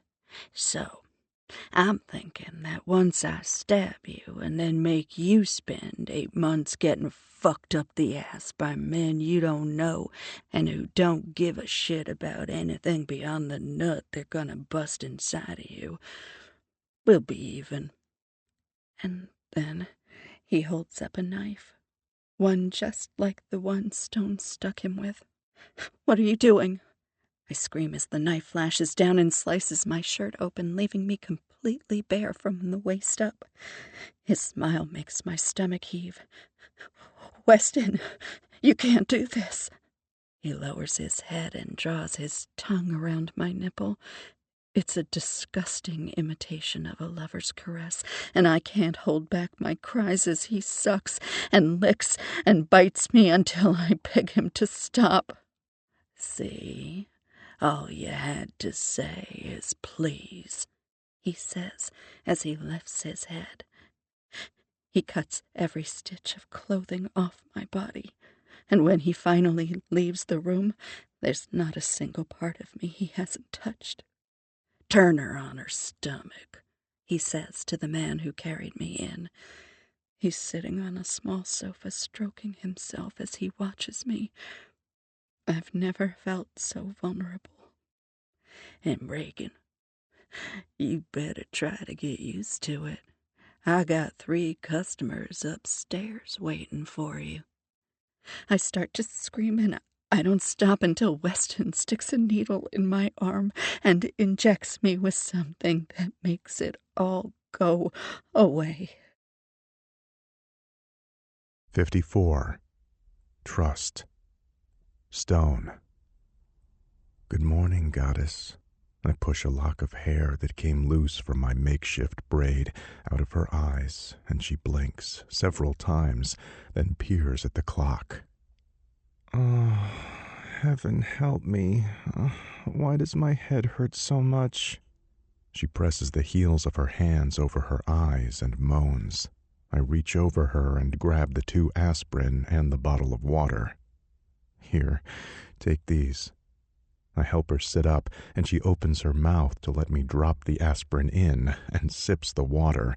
She grimaces and swallows, but sighs and takes a few more sips of water before she lays down, a sigh of relief slipping past her parted lips as she sinks into the pillow. She swallows hard and grimaces like it hurts. "Are you okay?" I ask. Her eyes, narrowed against the light, slide to me, groggy and puzzled. Why are you still here?" I'd planned to ease into it, give her a chance to wake up, but I can't make small talk when there is so much we need to talk about. "I heard your podcast, Reagan. I listened to the whole thing." She makes a sound that's between a moan and a whimper, presses her lips together, and covers her eyes with her hands. I pry them off her face and weave our fingers together in an imitation of what I hope we'll do with our lives. Then I press our joined hands into the mattress to ground myself, her warm, pliant hands serving as a reminder that she's here with me and safe, and that as long as I draw breath, that's how she'll stay. "I'm so incredibly proud of you," I say, my eyes on our joined hands. "Proud of me? For what?" I glance up to find her watching me with worried eyes. "For being braver than I'll ever have to be. I'm so sorry you went through that. It makes me sick that he hurt you because of what I did." She sits up abruptly and winces in discomfort, but her eyes are clear and direct and laser-focused on mine. "Don't say that. You were a child, he was an adult, and what he did was because he's depraved and emotionally broken, and because he could." "Yeah, but I stabbed him. I pressed the silent alarm and then left you to face the music. Shit, Reagan. I'm sorry." "No, please, I can't." She tugs her hand to free it from my grasp, and I let it go immediately. She groans and flops back onto the pillows and flings an arm over her face. "See, this is why I didn't tell you, or anyone else." Her lips pucker as if she's tasting something bitter. "I can't carry the burden of your guilt on top of mine, and unlike yours, mine isn't imagined." "Imagined?" She lifts her arm a fraction and peers at me. "Yes, imagined. Even if you'd shot him and wounded him for life, what he did isn't your fault." She half yells and covers her face with her hands. "Hey, take it easy." I stroke her shoulder. She sighs and sits up. "I'm not fragile. Don't treat me like I am. What happened to me shouldn't happen to anyone, but I got out of there. I got my life back. I'm a survivor, not a victim. You should be afraid of me. Do you know the kind of strength it takes to put one foot in front of the other after a piece of your soul is irrevocably damaged? I won't ever be the same, but I survived." I take her hand in mine again and trace the network of veins, smile at the way her fingers curl into my palm. I'm relieved she doesn't resent me, but it's going to take me a little while longer to get over my guilt. I wish I could get my hands on that fucker. "What happened to him?" "He's dead." Her voice is sharp, and she draws the sign of the cross over her chest. "At least, I pray so." I chuckle at the gesture, but I'm unsettled. "What was that about? Are you not sure?" "Please lower your voice," she moans. "Sorry," I mutter and take a deep breath. "Well, are you sure or not?" I ask again, my voice softer but no less demanding. "I don't know." She sighs deeply. "Why would you think he wasn't?" I keep my voice calm, speak slowly to hide the storm clouds gathering in my mind. My grandfather is the source of that information, and I can't take anything he ever said at face value. The woman, Rebecca, was released from prison 5 years ago, but there's no trace of her. Have you tried to confirm your grandfather's information? I struggle to keep my voice free of the frustrated anger I'm feeling. She shakes her head. My mother is looking into it. I haven't asked, though. Honestly, I try my best not to think about him, and I'm more concerned about finding her and making things right. I nod, but my mind is stuck on the possibility that he's out there somewhere living his life freely after what he did to her and countless other women. What I wouldn't do for the chance to stand face to face with him, to show him what it's like to be helpless while someone takes pleasure in hurting you, before I let the law have him. I'm sick with guilt, she says, and I blink to refocus my vision and glance down at her. About what? Rebecca, are you listening to me? Of course I am. I stroke her hand and push my thoughts of vengeance away. Have you had any luck figuring out where she is? None. It's like she doesn't exist. Well, since we know that's not the case, we'll keep looking. I guess, she mutters, but her gaze drops to her lap. I don't try to reassure her of things I can't control. I run a thumb over her delicate cheekbone and hold my tongue until she looks at me again. You mentioned people sending hate mail. Have you been getting threats? She winces, and something like regret fills her eyes, but she holds my gaze and shrugs. Of course I have. It comes with the territory of being a woman online. I'm not worried. As long as nobody knows who I am, it'll be fine, and I'll do everything I can to make sure no one makes that connection. You don't have anything to be ashamed of, I reassure her. Her eyes narrow, and her glare glitters with annoyance. I know that. It's no one's business but my own, and I'd like to keep it that way. Okay, I'm sorry. I misunderstood, I say. Her expression softens, and she sighs in resignation. At first, it was because I didn't want to deal with everyone knowing, but now there's also them. Her gaze loses focus, and she presses her lips together. Who is them? Her eyes come back to mine. The women who found each other on the podcast and came forward to put an end to Zimmerman's reign of terror. I'm still the lady with the scarlet letter A on her chest. I don't want to do anything to hurt their chances in court. Right now, the Jezebel is an anonymous but reliable source. If they know it's me, all of those women will be guilty by association. I scoff in surprise. But surely not. That's crazy. That's misogyny, Stone, she says, her voice as bitter as the scowl on her face. I can only nod in agreement. Getting their day in court is going to be hard enough. I want that man to be held accountable for the lives he's altered, and I want to see justice done. She ties up her explanation with that perfectly simple, simply perfect bow. If I wasn't in love with her already, I would have fallen again right in that moment. I want to help. She smiles, but it turns into a yawn. She groans softly and flops back onto the bed, her eyes drifting closed. Can we talk about this later? I feel like garbage, and my kids will be home in a few hours. I yawn too and slide down to lay beside her. No complaints. I've been up all night. She curls around me, draping one of her shapely legs over my hip and resting her chest on mine. I cup her head and stroke the thick tangle of curls. I can't believe we're here. Just like that. Sleep, then food, And I'd love to meet your kids. I let my eyes drift closed. Okay. She tilts her head downward. Oh, you're stretching out my socks, she grumbles. I crack an eye open, and the smile on her face is the best thing I've ever seen in my life. I can't sleep barefoot. My toes get cold.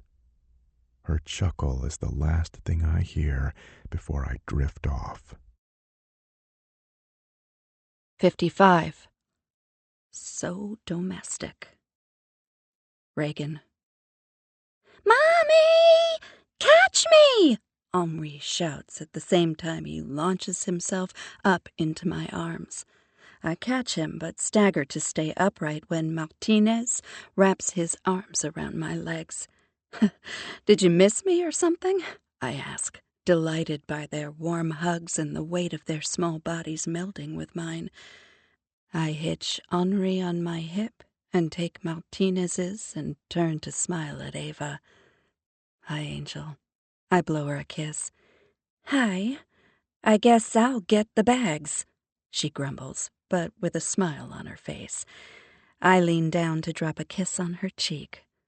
She smells like chlorine and sunscreen. Ava climbs back into the car to get her brother's backpacks, and my mother hops down. You let them go swimming already? You're getting soft. I raise an eyebrow at my mother's mock disapproval. She shrugs. They're much nicer than you were. She smiles and walks past our huddle toward the house. I pivot and rush after her as fast as my clinging children will allow. Are you coming in? I ask when I catch up. She glances at me like I've lost my mind. Don't I always? Oh, wait. I want to tell you something. Qui est cet homme? Martinez digs his heels enough to bring me to a halt, and I follow the trajectory of the finger he's pointing. And even though this isn't going according to plan, I can't help but smile. Stone stands in the doorway, freshly showered and dressed in the same jeans and shirt he was wearing last night, looking like a dream come true. I see, my mother drawls, and looks at me with arched brows. C'est une amie et il voulait vous rencontrer tous, I explained to wide-eyed Martinez. You made a new friend? Henri shrieks at my explanation, jumps down from my hip and strides up the walk. I am Henri Landel. I'm the oldest boy in my family. He extends his hand for Stone to shake. For all his earlier talk about being nervous, he looks as relaxed as ever. He grins down at my son. Hello, I'm Stone Rivers. I'm the second oldest boy in my family. Very nice to meet you. He drops to his knee, so they're almost eye level, and they shake hands. Mom? Ava calls, tentatively from behind me, and I turn to face her, Martinez still clinging to my leg. Are you okay? I ask when she just stares at me. Is that your boyfriend? She mouths. Women your mother's age don't have boyfriends, my mother answers loudly, and I give her an exasperated glance. A flushing Ava makes her way toward the door, and Stone stands and meets her halfway. Can I help you with your bags? He asks. She cocks her head and considers him. Would you offer to help if I was a boy? Ava! My mother chides. Ava's undaunted. Well? Stone nods. Absolutely, he confirms. Okay, that's good. And thanks, but I got it.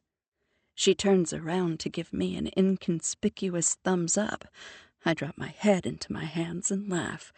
This couldn't be any more wonderful if I'd planned it. Well, let's take this little party inside, shall we? My mother says, and starts to herd us toward the open front door. Oh, I'm sorry. I came out here because I just got called into work. I'm sorry. Stone grimaces. We planned on me bringing the kids in, introducing him, and having lunch together, but Martinez's grip hasn't eased, and I think maybe it's for the best. Maybe come back for dinner? I ask. Yes, I'll cook, my mother chimes in. He smiles at her like she just offered him a pot of gold. I can't wait. 56. Make it official. Stone. Later that evening. I slip out of bed and drop a kiss on her head and leave an invitation to the hospital's biggest fundraiser of the year by her bedside along with a note. Venus, I had to go to work and I've got shifts every night this week. That's an invitation to a Rivers Foundation fundraiser. I'd like you to be my date. I know it's more public than you may be ready for, but I'm certain that after dinner with your mother, we can handle it. I know you love me, but now I need you to trust me too. It would be fucking awesome to make a life with my soulmate, so I'm praying you'll choose me over the fear, the worry, and have faith in us, like I do. Love, Stone. I walk out of there knowing I've put my heart back in her hands. What if she decides that as much as she wants me, she wants other things and people more? I'd like to think that I'd get on with my life, but hell, I don't want to think about living without my Venus. I'm hers, body and soul, heart and mind. We could do incredible things together. I can only hope that in the face of this leap of faith I'm asking her to make, she'll want what's on the other side more than she fears the fall. 57. Make them stop. Reagan. After putting it off all week, this afternoon I gathered my kids to tell them that Stone was more than a friend. He's picking me up tonight, and I wanted them to understand before he arrived. They were all happy. He's been over a few times this week, and he's even working on his French and has won Martinez over. Henri likes him because he's tall enough to climb. Ava likes him simply because he likes me. I reassured them that he wouldn't be trying to replace their father. We also talked about how they felt about their father and me not being married anymore. It turns out, because we've lived apart for so long, they were happy just to have some certainty about our situation. Ava is still not speaking to him after the day he confronted me with the picture. When I encouraged her to forgive him, she said, "You first." So I called Marcel. What he did was so wrong, but he's not a monster. He's just living proof that marriage isn't for everyone. And despite his failings as a husband, I know he loves his kids.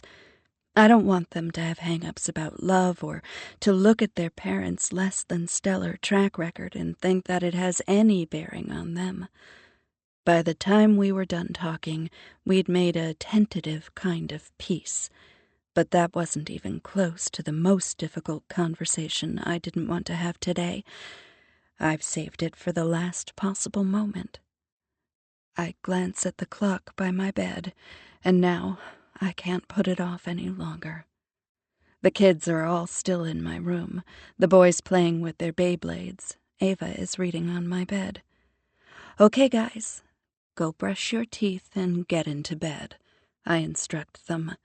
I indulge the boys' grumbling for a few minutes before I shoo them upstairs. "Ava, can you wait, please? I want to talk to you." I call after and pat the spot next to me on the small sofa. "Okay." She bounds back into my room, smiling because she loves getting to hear things her brothers are too little to. My stomach cramps as I watch her walk toward me.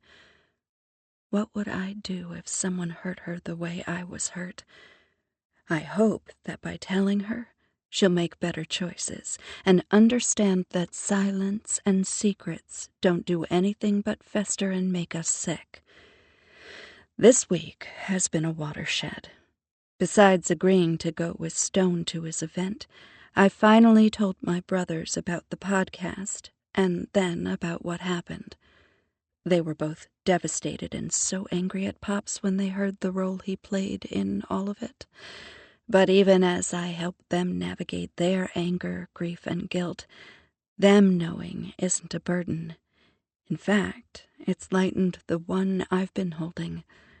If I can use my considerable platform to shed light on the plague of sex trafficking that's part of Houston's underbelly, maybe I can do some good. So, I've decided to come out on the Jezebel, to say my name with pride. I want people to understand that anyone can become a victim of it, but that it doesn't have to ruin your life. And I want my daughter to be the first to know. I won't let her listen to the podcast. It's for audiences 17 plus. But I'm also very aware that the girls who are affected are much younger. But at 11 years old and on the cusp of young adulthood, I decided to just give her a very broad overview of what happened. So, I want to tell you a story of something that happened when I was 19. I promised when you were born that I wouldn't ever lie to you, that I would protect you with my very life, and I meant it. Her light amber eyes grow wide. "Mom, you're scaring me." My heart thuds and my gut knots, but I smile and take her hand.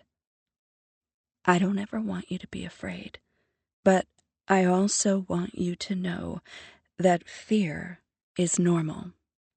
If you're scared, just remember that darkness exists so that we can see the light, okay? I tell her. She nods, solemn and brave. My heart swells with love for her. I push my own trepidation to the side and follow my daughter's lead and let my courage propel me forward. When I was 19, I was taken by men who sell human beings and force them to do things against their will.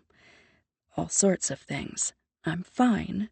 I was rescued after only a few days, and I'm very, very lucky that I had a family to fall back on. Her face has turned ashen, and her wide eyes are glassy with tears. "Someone sold you, Mommy?" she asks in a small, high-pitched voice made thick by the tears she's holding back. "Yes, but I got out, and I'm here." I tried to reassure her, but she had been beside herself. "Can they still do that?" she asks. "To me or you? No. They'd have to kill me first, baby. But there are people who still do it, and who hurt other people the way they hurt me." I say and hold my breath and pray she doesn't ask for specifics. She brushes her tears away and sits up straight. "We have to stop them, Mom. They can't do that," she says. Her eyes brighten with anger, and for the millionth time I fall head over heels in love with my daughter. I pull her into a hug. No, they can't, and we will stop them, or die trying. 58. At last. Reagan. I'm so sorry, but she's still crying.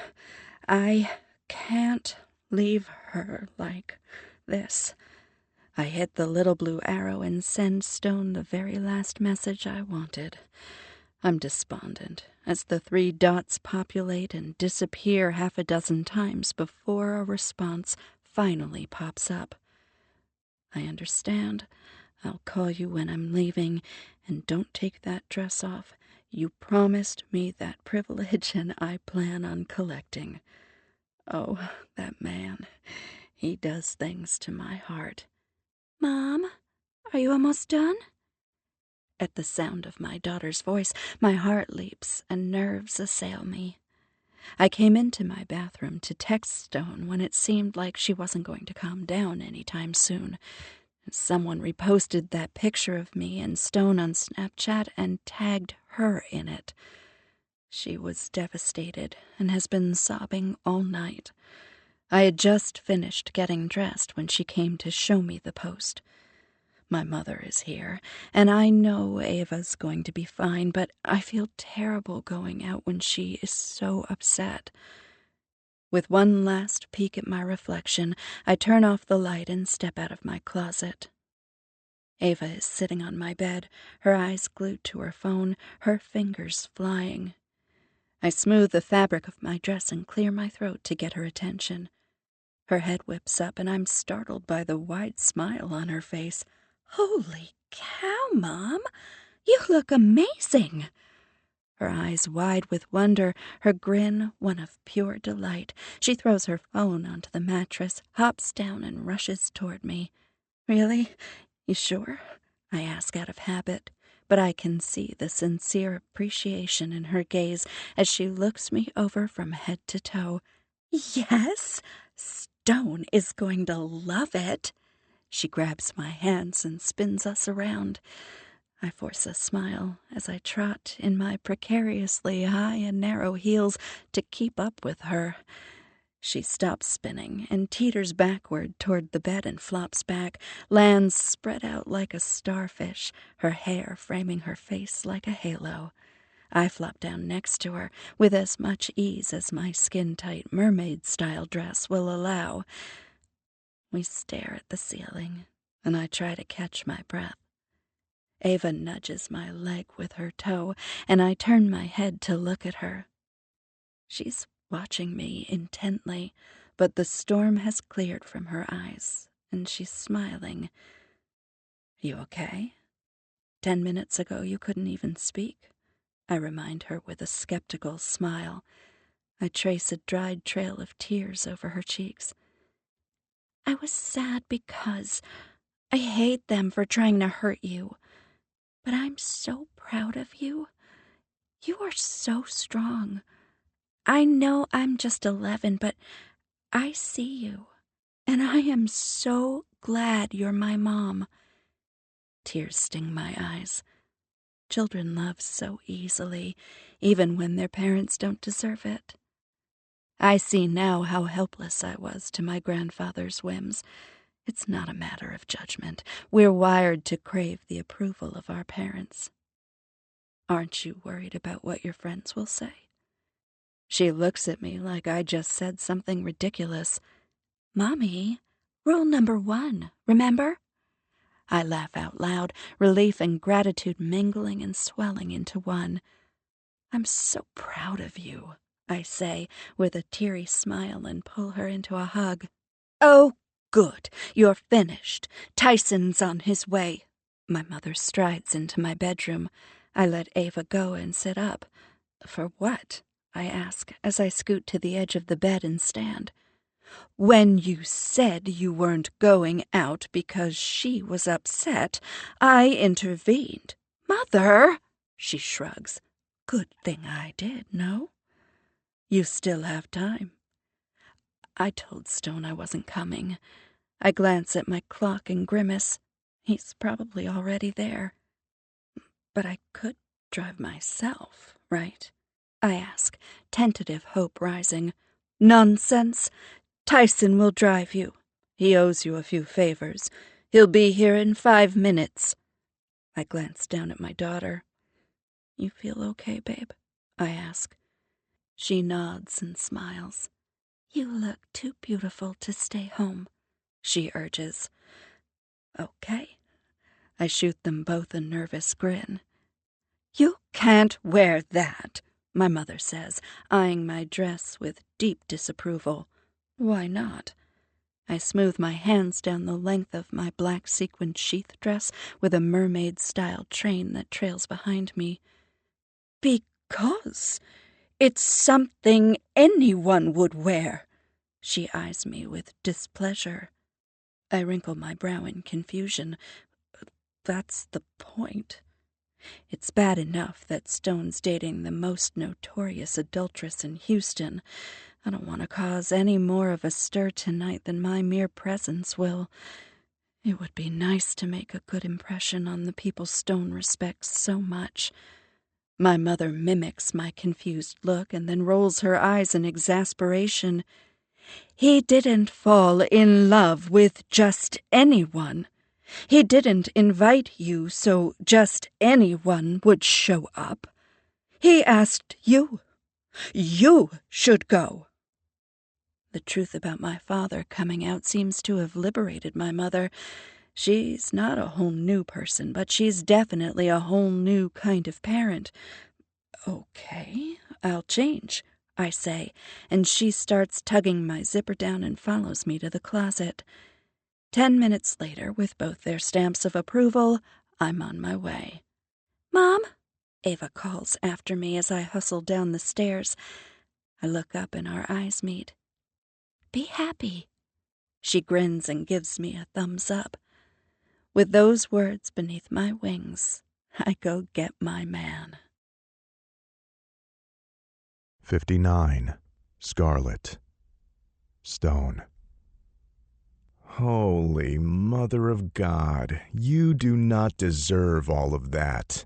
Dare nudges me. I look up from the email I'm drafting under the cover of the tablecloth. Huh? He's staring with rapt attention across the room. Bewildered, I glance at Beau and find his attention focused in the same direction.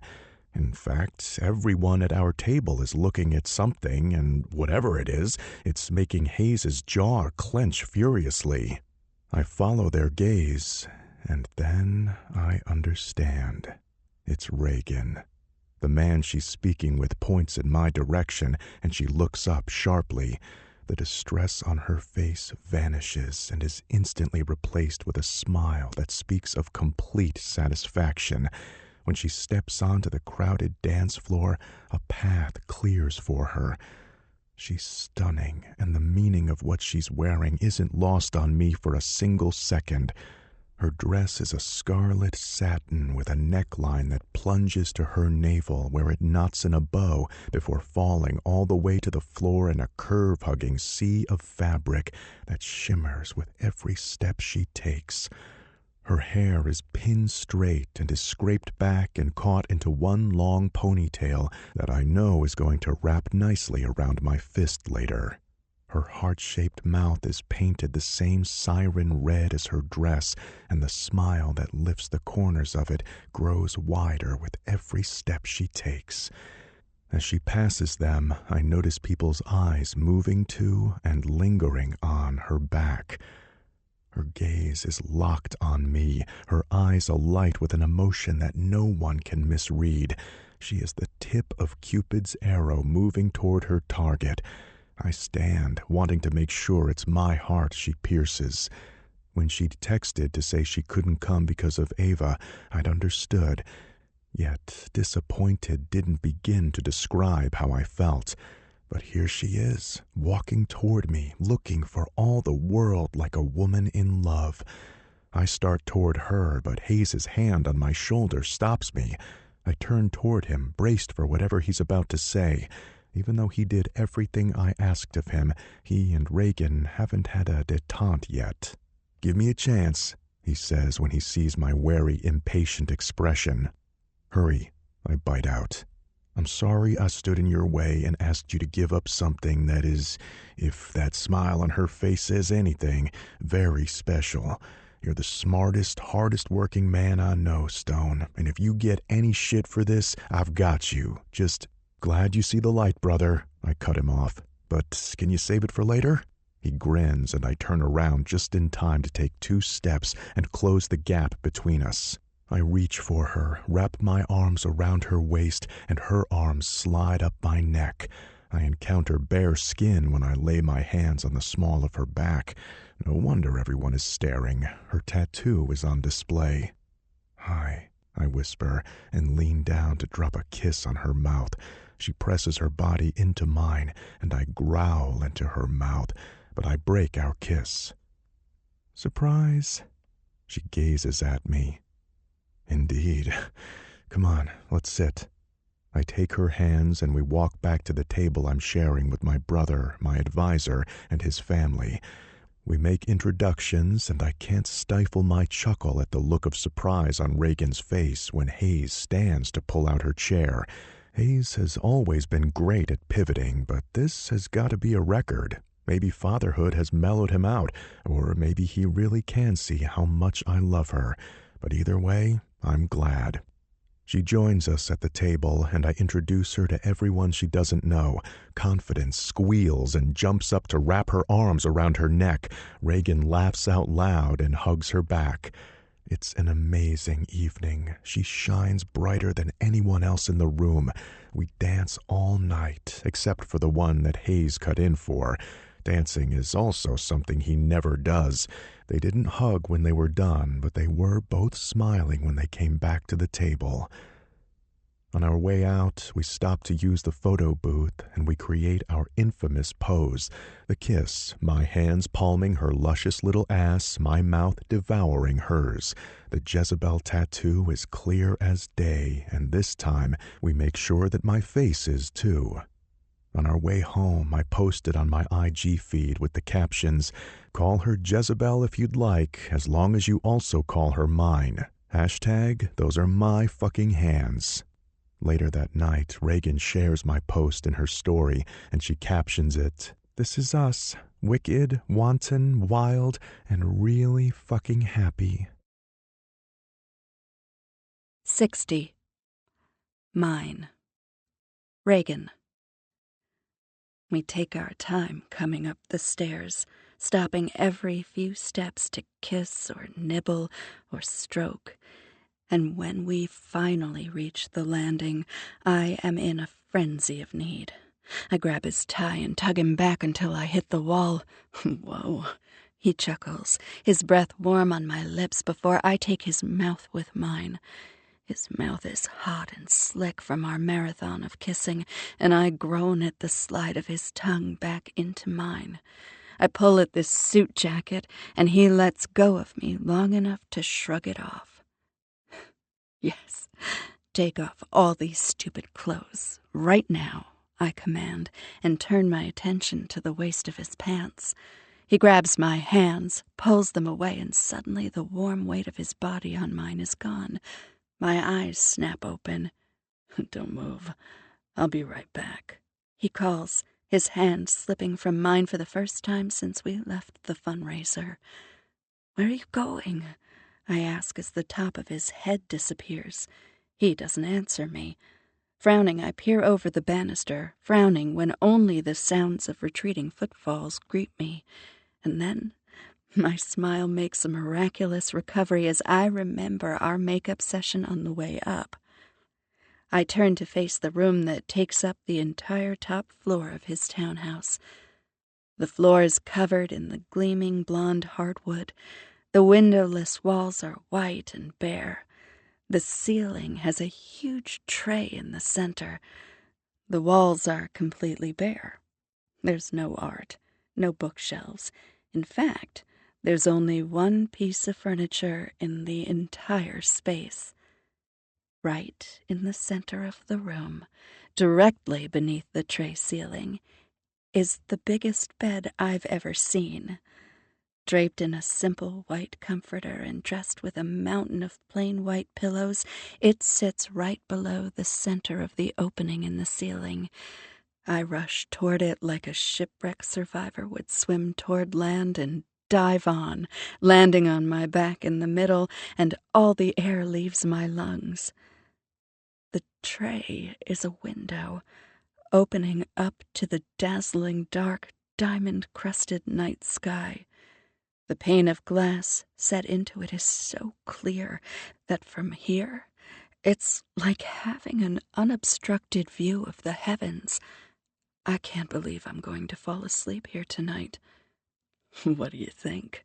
Stone asks, and I sit up to find him standing at the top of the stairs, a bottle of champagne in one hand and 2 long-stem champagne glasses dangling from the fingers of the other.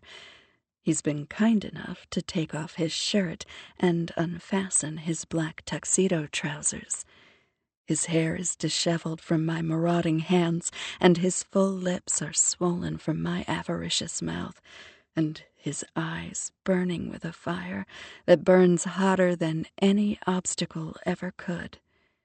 He looks like a fallen angel, and he's all mine. I think I'm in love. I drawl and come up on my knees. I move toward the edge of the bed, my arms outstretched.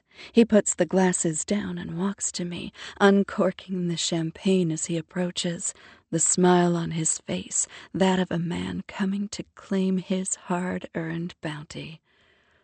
"Open up, goddess," he growls, lifts the bottle to my lips, and pours the cold, fizzy liquid into my mouth. I swallow what I can, but his generous pour spills down my chin and trails down my neck, seeping into the bodice of my dress.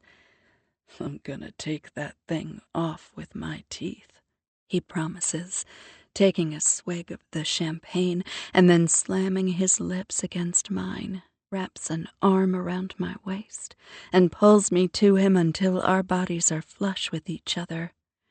I gasp when a fat drop of champagne lands on my shoulder and spills down my back in icy rivulets. Another lands on my chest, and I lurch away from the cold. Stone's arm tightens his hold on me, and his other hand, unburdened by the champagne bottle, slides around the back of my neck. He presses his lips to the tender spot where my neck meets my shoulder. Then he opens his mouth to lick and suck. My body is burning from the inside out. My head falls back as I succumb to the rapture his mouth is unleashing. "I want this dress off," I pant, made desperate by the scrape of his teeth against my throat. "Not as much as I do," he growls, and then the world blurs, and when I can see straight again, I'm on my stomach and his big hands are planted on either side of my head, and his big body casts a shadow over us as he straddles my hips, his knees pressing into the mattress. "What are you doing?" Anticipation makes my voice husky and low. "Making you mine, and taking my time," he says, and then his lips are on my skin. He charts a course of soft kisses and small licks down the center of my back, moving his body lower too. Between each touch, he whispers, "Mine." I lay completely still, my heart thundering as I free fall into love, moving 1,000,000 miles an hour toward its final frontier, on a journey that will never end. And there's no fear or doubt, just joy and transformation. My Jezebel. He says the name with all the love it was never intended to engender. "I'm so proud of you, and I love you so much." He skims the tattoo with the lightest of kisses, and then his lips move lower. And, ever a man of his word, Stone pulls my zipper down with his teeth. He spreads the fabric, tugs it off my body, and flings it away. I'm completely naked underneath it. He palms my ass, his fingers gripping hard, and spreads my cheeks apart. "Let me see the goddess I've claimed." His voice is deep and dark. I squirm under the heat of his ravenous eyes. "Fuck me. You make me weak," he groans before he jerks my hips up and back and puts his mouth between my thighs. "Oh, God," I moan when his tongue probes my tight pucker over and over, his lips sucking, introducing me to a pleasure I didn't even know existed. "I want in here." He slips the tip of his thumb into my ass and presses. "Does it hurt?" he asks, and probes deeper when I shake my head no. I yelp at the first icy cold splash of champagne against the tender skin he's just ravished. Then I moan when his sinful lips suck it up. I groan when his thumb slides back inside me, deeper than before. I bear down, testing how it feels. "I hope you've got lube in your pocket," I grunt when he pressed even deeper. "It's the only reason I kept them on." He shifts off the bed, and I turn to watch him undress, and smile when he pulls a foil packet and a tiny bottle of clear liquid from his pocket. He steps out of his pants and briefs and rolls the condom over his glorious erection and pours half the bottle into his hand and strokes it over himself. "You ready?" he asks. I nod and turn my head as he lifts my hips up. He drops a kiss onto my back, and then my god of war mounts and makes me his. He goes slow at first, sliding in inch by inch until he's fully seated. My body opens like a flower for him. When he starts to thrust, the pleasure is explosive. His hands glide up my back, slide down to cup my breasts, and he thumbs my nipple, pressing in, pinching it until I am on the verge of a cliff so high I'm not sure I'll survive the fall, but I'd be happy to die trying. I slip my fingers between my legs and rub my clit, and together we fling my body into a blistering release that pulls a scream from me. He pulls out of me and flips me over. The velvety dark sky glitters above me before his face comes into view. He kneels between my thighs and rolls the condom off, flings it away, and lifts my thighs over his shoulder and slams his rock-hard dick into my pussy, burying himself to the hilt. My back bows off the bed as pleasure spears me. His hand slips behind my neck, holding my head up when it would roll back. His gold-flecked eyes, narrowed to slits of desire, are more wondrous than any sky could be. My captive heart catches fire, and tears spill from the corners of my eyes. I love you, Stone, so much. Thank you for loving me, too. He smiles. Yes, Reagan, I do love you. I live for you. I'm never, ever going to let you go. He promises. You couldn't. I'm holding on to you forever.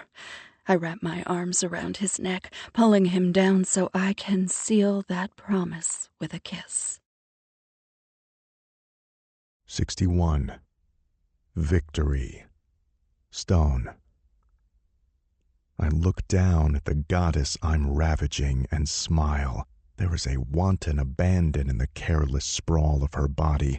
The smile on her face is carnal satisfaction incarnate, but it's her eyes that tell me what I want to know.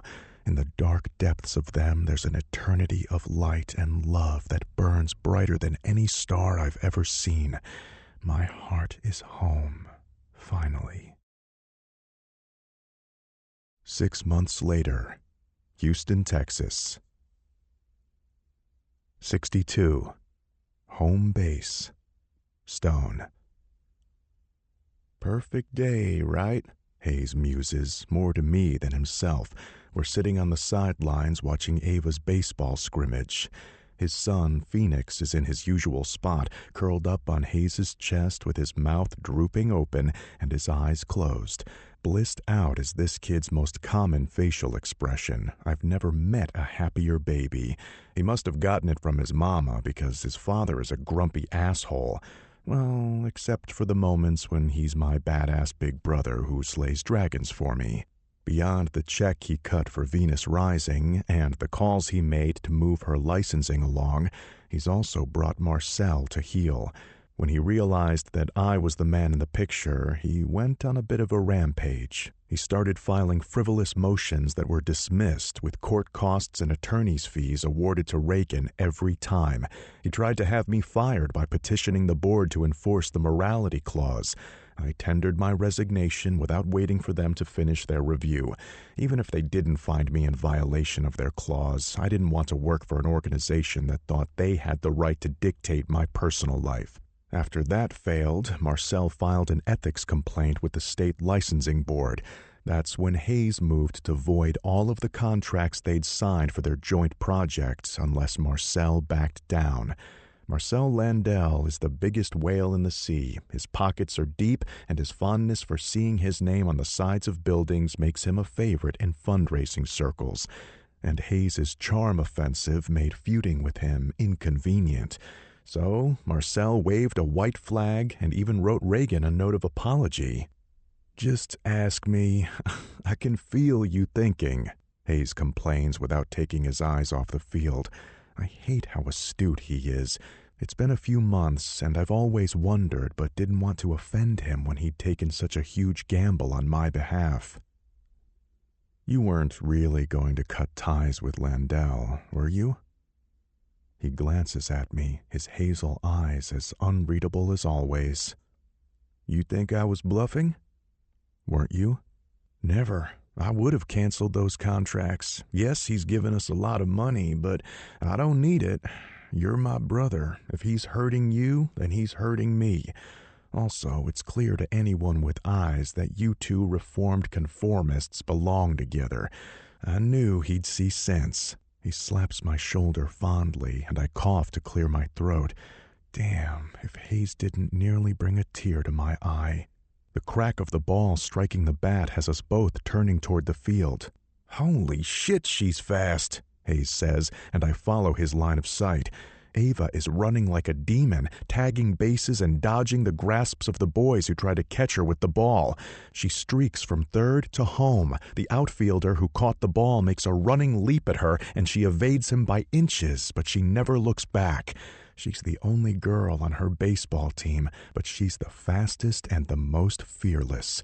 I'm on my feet, my camera out to record this for Reagan, as Ava slides into home to the deafening shouts of the crowd. The twins are having a Beyblade battle a few feet away, but tear their eyes away from their game to clap for their sister. My conversation with Hayes is forgotten, and my heart nearly bursts with pride. Her teammates flood the field and lift her on their shoulders to carry her to the dugout. The last 6 months have gone by in a blink, and yet it feels like we've been doing this forever. The kids are off for a summer in Monaco in 2 weeks. While it'll be nice to have the house to ourselves as we settle into the domestic routine, I'm sorry they're going for so long. My phone rings just as I'm about to head to the dugout to take more pictures. "Hey, goddess, you should have seen your girl," I answer, out of breath and excited. "My mother, she's gone after him. She left me a note. She says she's going to kill him. I'm going after her," she says in a clipped, calm voice. "Who is he? What are you talking about?" "Weston. He is Weston. Remember I told you that my mother was looking into the connection with him and my grandfather?" I remember vaguely from that night, but we haven't talked about it again. "Yes, what happened?" "She found him." "He's not dead?" A chill runs through me from toe to tip. "Not even a little. He's been hiding in plain sight." My eyes dart around the field. Would I even recognize him if I saw him? "Where is he?" "Well, according to her note, he's at the house in Palestine." "Her note? I thought you were running errands this morning." "We were. I went to take a bath and came down to find a note from her. She said she's going to kill him." "What?" I jump to my feet and move away from Hayes and the kids. "I know. I'm on my way to try and catch her. She drew me that bath and then left. She gave herself an hour-long head start." "Do you know where she went?" "Of course. I have an address. He's been in that house. You have the kids, so I'm on my way. I was just calling to let you know." Like hell, I press mute and run over to Hayes. "Can you take Ava and the boys home with you? I'll leave their booster seats on top of your car, okay? Emergency," I add, deliberately making it sound like work calling so that the boys won't worry. "Sure." He gives me a thumbs up, and I turn back to the call. "Reagan, give me that address now," I demand. She sighs loudly. "Fine, but if you get there first, don't get any ideas about finishing what you started all those years ago. He is not worth you going to jail, and if anyone is going to have the pleasure of hurting him, it'll be me. Sending you that address now. I love you." I race for my car. My heart is in my throat, and rage is nearly choking me. If I get there first, nothing will stop me from finishing what I started. 63. Finally. Reagan. I pull off the exit and break out into a sweat. I checked my rearview mirror compulsively on the drive over, and every time a car appeared behind me, my heart raced. But no one is following me. This is not that night, and I am not going to be anyone's victim today. But telling myself that doesn't make my pulse any slower, and by the time I turn up the long tree-lined drive leading to the house, I am trembling. I pull up next to my mother's black Cadillac, breathing so hard I'm practically panting. I need to get out of the car. She's in danger, and I need to help her. But I can't move. I drop my forehead onto the steering wheel as the flood of memories, the sound of screaming, the places on my body they hurt, sting now with phantom pain. The crunch of gravel under tires jolts me back to the present, and I almost burst into tears of relief when stone-silver Range Rover pulls in behind me. "You okay?" he asks when he pulls my door open. He crouches down beside me. "You don't have to come in. I'll go. I called 911 and they're on their way, okay?" He speaks in a steady, reassuring voice and rubs his big, warm hand down my back. My breathing grows steadier and I nod. "I want to go. I need to," I add when he looks like he's about to argue with me. He helps me out of the car. We walk toward the House of Horrors, but with Stone holding my hand, the cloying fear recedes and vengeful anger takes its place. A scream from inside smacks into my consciousness like a runaway freight train.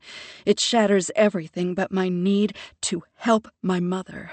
I break into a run and ignore Stone's shouts for me to stop. I scream my mother's name, and my voice as loud as a raging wind as I cross the threshold into the house. I run through the living room and down the corridor and burst into the room where the sounds are coming from. I walk in to find a stark, naked Weston cuffed to the bed, his legs spread eagle, his arms bound above his head. His screams stop when he sees me. "Oh, my God! Stop her! She's gonna get me killed!" I look around the room and don't see my mother, and then I hear the sound of the toilet flushing. I rush over to the bathroom and see my mother dumping bags of brown powder into the toilet, a satisfied smile on her face. "Mother?" I call, and she shrieks and drops at the bag and turns toward me. "Oh, my God, child, don't sneak up on me like that. I didn't hear you over that man's wailing. Apparently, if all of this heroin goes missing, I won't have to kill him, 'cause the Mexican cartel will." I stare slack-jawed at her, unable to formulate a response. "Reagan!" Stone bellows my name. "We're in the bathroom.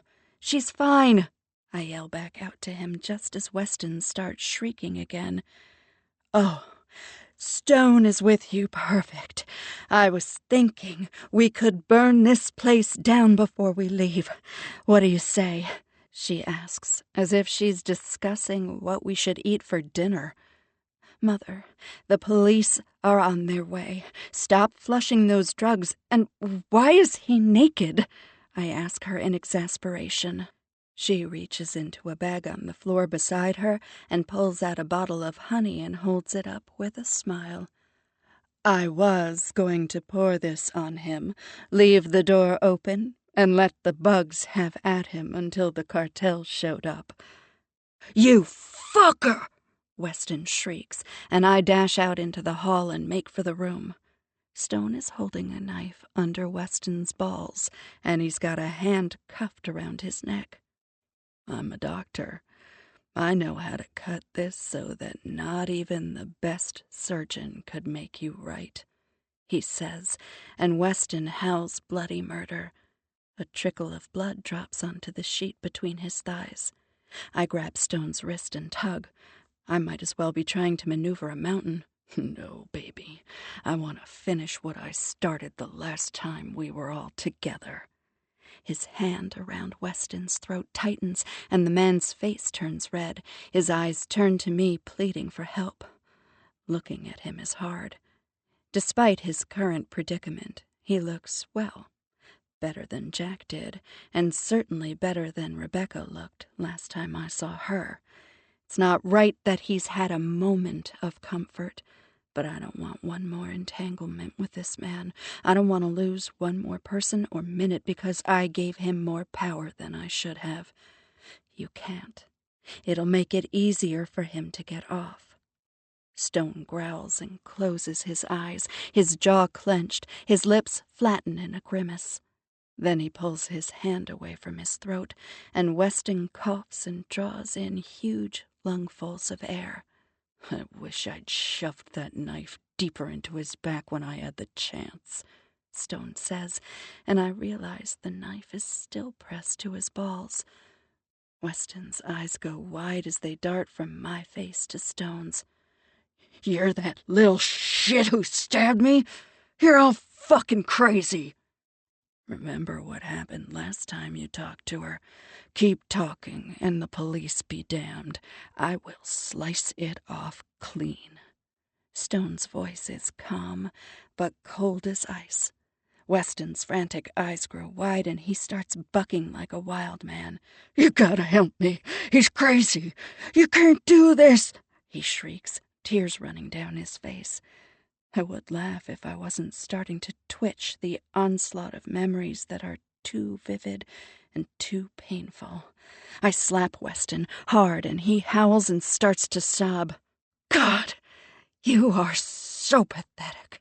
You, who tortured women for years, can't bear to be slapped. He's gonna cut off my cock, he sobs, his chest heaving.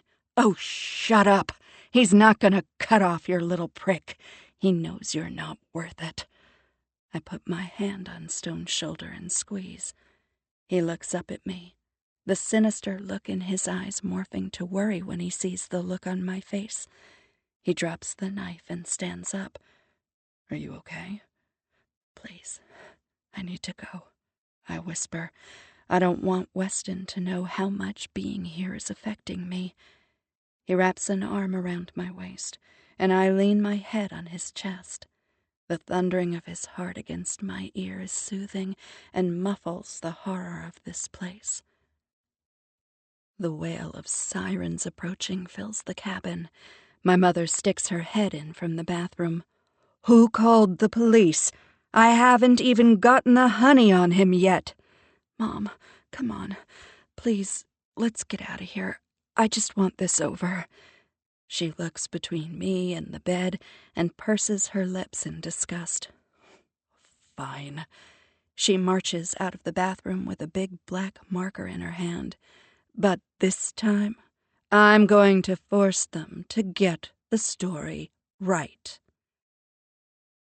Weston was apprehended, dragged out of the house with the words pimp and rapist drawn in black marker on his chest, courtesy of my mother, and the news cameras she made sure were waiting when he arrived at the Harris County Courthouse for processing.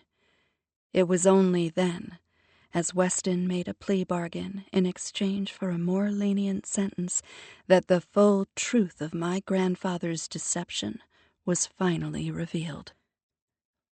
Weston went to jail for the drug charge he caught the night Stone stabbed him. He might have gotten off with parole and community service, but my grandfather used his influence to make sure he served a full year for possession. When he was finally released, his father's small drug-dealing operation had been disrupted, and with the conviction on his record, his job prospects were very slim. He found work procuring women for a trafficking ring. He earned extra money by renting out the small cabin in Palestine as one of their dens. Once he had a regular income, he turned his mind to revenge, and thought he'd found the perfect way to kill two birds with one stone. When he lured me to the cabin, he had no idea that the ring, whose members had tiny blue lightning bolts tattooed on their wrists, had been started decades ago by my grandfather. After he'd had his way with me and my friends, he sent his demands to my grandfather. He wanted $1 million in exchange for our return and for the pictures to go away. What he got instead, he said, was more than he could have hoped for.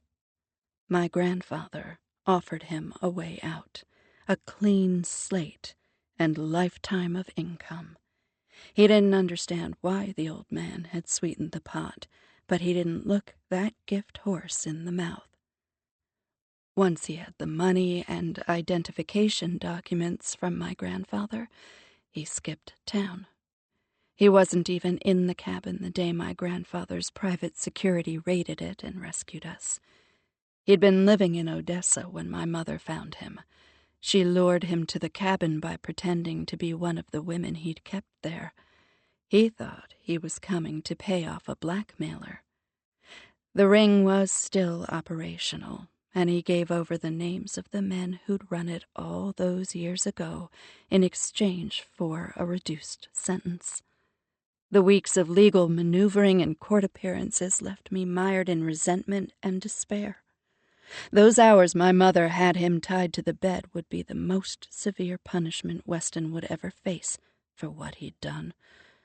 My grandfather would never face the consequences and reckon of his betrayal and depravity. Those truths were bitter, jagged pills to swallow, but even worse was knowing that I'd never be able to atone to my friends for the way I thwarted their efforts to bring these men to justice. But on the day of Weston's sentencing, I walked out of the Harris County courtroom determined and finally ready to try. Love of my life. Epilogue. Reagan. So, are you okay? Maddie's question surprises me. I expected her to be angry, to demand to know more, to ask why I didn't call months ago. Yeah, I am. Are you? I ask, not quite ready to believe the smile in her voice. Yes. Thank you for calling to tell me. For what it's worth, I'm sorry I was right. And I'm so glad that asshole is finally where he belongs. You should have let Stone cut off his dick. I chuckle, but it's weary and sad. That would have been a disaster on top of everything else, but it was kind of fun to hear him scream. Maddie laughs, and even though she sounds as tired as I do, it's lighter than she's sounded in a long time. I feel unworthy of it. Maddie, I'm sorry we can't find Rebecca. I addressed the last elephant in the room. I wanted to wait until I had more to say than that, but my mother has been looking for her almost a year. I hold my breath and wait to see if we can cross this hurdle. I'm sorry for that, too. It's the reality, though, isn't it? Sadly, yes. But I think what you're doing in her name over at Venus Rising is amazing. I'd like to help, if you need it. We need it badly. And we have funding for 2 staff positions. I respond quickly, hope kindling in my heart. I don't want to be on staff. I want to be a member of your leadership, and I want to be in charge of the newsletter. Okay, sure. We'll make it happen. I know I sound like overly eager, but I am. I want her back in my life and the chance to make up for lost time. Your story wore me out. She yawns, loudly. I'll call you in the morning. We can talk more then. Okay, sounds good. Thank you, Maddie. I hang up and walk out of my office. Today will go down in the record books as one of the worst and best days of my life. I walk through my house, turning off the lights as I go. I'm bone tired, and I walk into the bedroom ready to fall straight into bed. They're finally asleep. My words trail off when Stone stands up. He's palming the erection pressing against his blue and white striped pajama bottoms. You're so tired? That's too bad, 'cause I'm horny as fuck. Oh? I lean against the doorframe. My cheeks hurt from smiling so much today, but I savor the feeling of another one tugging at the corners of my lips. But I have a dilemma. He bites his lip as he pulls his pants down his hips, and his erection springs free and stands straight between us. He grabs it with both of his hands and starts stroking himself. "Are you getting yourself off?" I ask. "Ah, Captain Obvious is in the building," he says with a wicked smile so sensual it makes my toes curl. "Stop talking shit and come over here," I tease him. "No can do. I told you, I have a dilemma," he says, and sits back on the bed and keeps stroking himself. "Yes, and I have the solution between my legs." "Be careful what you wish for. If I stop this," he nods at his dick, "then I'll need to bend your sweet ass over and fuck you. You just said you're exhausted, and so I don't think you can handle me tonight. I'm pissed. I might be too rough." "You are mad at me?" "Yes, for telling me that you didn't need me today." "Oh, babe, I didn't mean it like that. I just knew I could handle it by myself." He grunts as his hand moves faster. "There is no more by yourself. Don't ask me to let you go into battle alone. I never will. Never." I've never watched a man do this before, and it's mesmerizing. He lets go of his dick long enough to yank off his pants and pull his shirt over his head, and then he stands. His body is distractingly big, so perfect. And it's all mine. So I run straight into my lover's arms, and right before his lips cover mine, his voice, smooth as velvet, he whispers, "You water me, I water you. Together we win." Extended Epilogue. Stone. Rise and shine, lover. Reagan's soft, husky drawl tickles me in my sleep. Her warm, lube-slick hand wraps around my dick, and I come awake in a rush of arousal and confusion.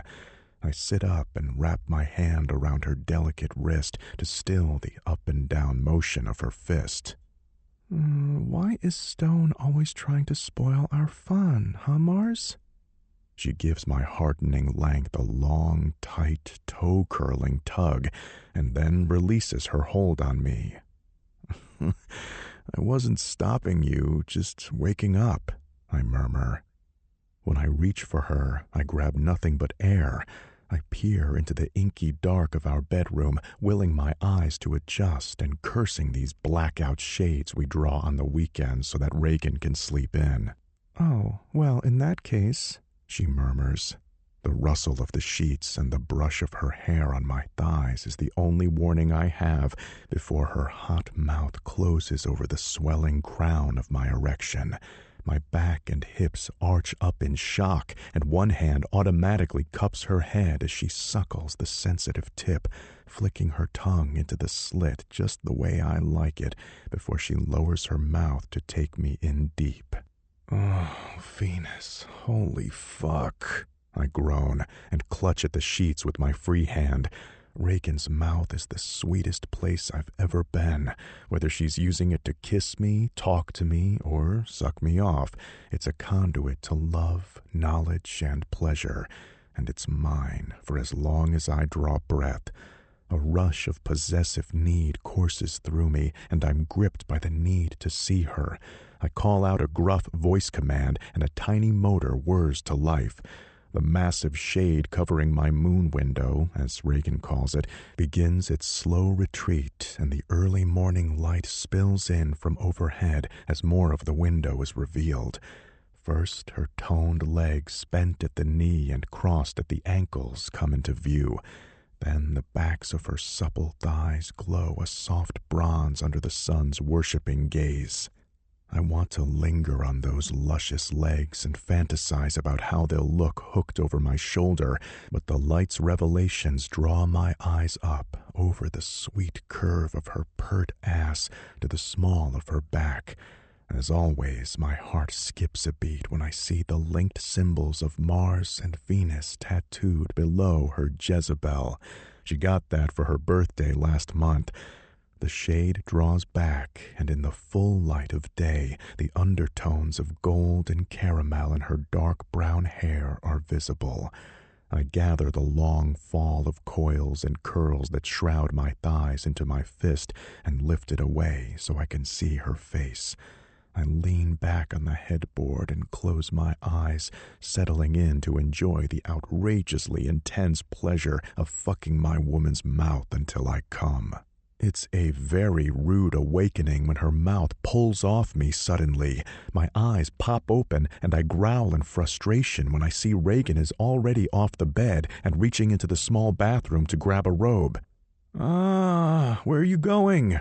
"Maddie's here to drop something off. Don't move, I'll be back before you know it," she calls breathlessly, her robe only halfway on as she tears down the stairs. "I know it already," I call after her, but get no response. I check my phone. It's only 8 a.m. Maddie should be working the intake desk at Venus Rising this morning. What would she be doing here? I slide off the bed, step into my hastily discarded pajama bottoms, intent on ignoring her directive to wait. I need to get the ring I bought her out of my desk and into the bedside wall drawer. I'm going to ask her to marry me on Sunday morning, and I want to have it ready. She's been working from home all week. She hears everything, and she's nosy as hell, so I didn't want to risk her catching wind of my plans. I want to surprise her. I hear Reagan's voice and what sounds like at least 2 other people downstairs. Whatever she's doing, it'll take her longer than the minute I need to check on the ring. I rush into my office, my attention focused on Reagan's voice as I reach into my desk drawer and fumble around for the small black velvet box I've had tucked away there all week. When I can't feel it, I lean down and peer into the drawer and see the silhouette of it in the back corner, out of my hand's reach. I pull the drawer out fully, dump the meager contents out onto my desk, and pluck the small box out of the pile of pen caps and paper clips. "There you are," I whisper and scoop it up. I open it up, and my heart comes to a screaming stop when all I see is an empty pillow where the ring I bought for Reagan should be. Reagan. I can't believe this is happening. I groan to no one in particular. My eyes and all the horror in them remain fixed on the empty platter where the meticulously constructed tower of scones, the one on top with a 3-carat emerald-cut diamond engagement ring baked into the center, should have been. Reagan, on what planet did you think stealing your own engagement ring and staging a coup proposal was a good idea? It was bound to go wrong. Tyson slaps my shoulder and gazes down at me with pity. I glower at him, unamused. It would have been fine if you hadn't been here to scare the hell out of her. He shakes his head, a cagey frown pulling his lips down. I locked myself out of my place. I was just crashing until I could call a locksmith in the morning. And if your friend hadn't lost her shit and thrown that entire tray at me and made this mess, you wouldn't even have known I'd been here. I turned to Dina, who's on the floor picking up the fragments of scone. Why are you here? Maddie was making the delivery, I ask her. She sighs and looks up at me, her expression pained. Maddie called me. Something came up and she couldn't get away to pick up the order, and she didn't want to bother you.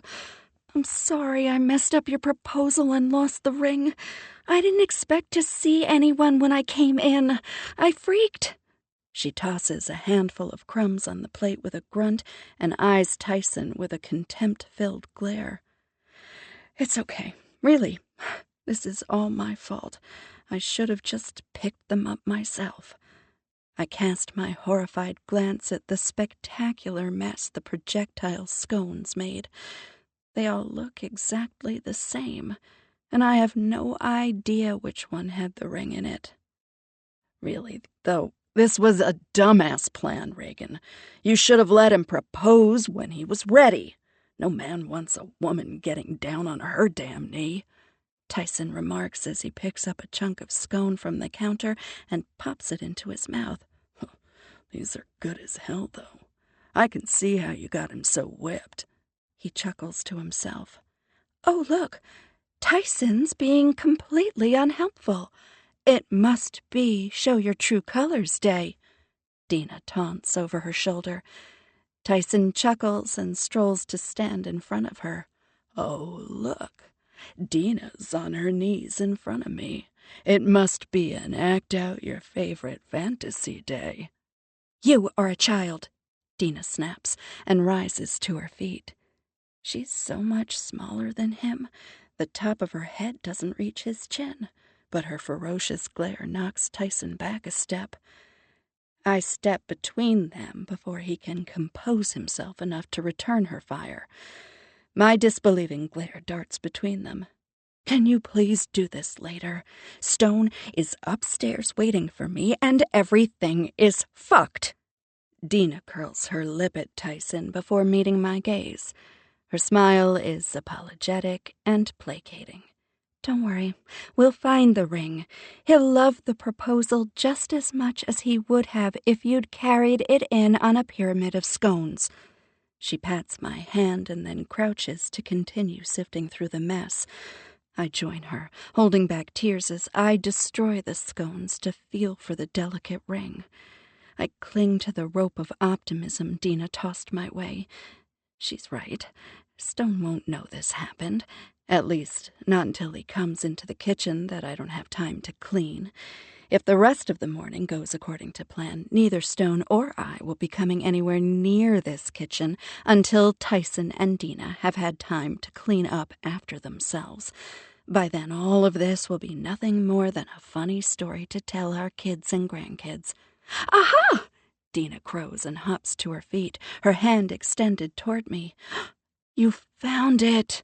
My voice is half groan, half sigh, and I pull Dina into a quick hug before I pluck the ring from her hand. Thank you.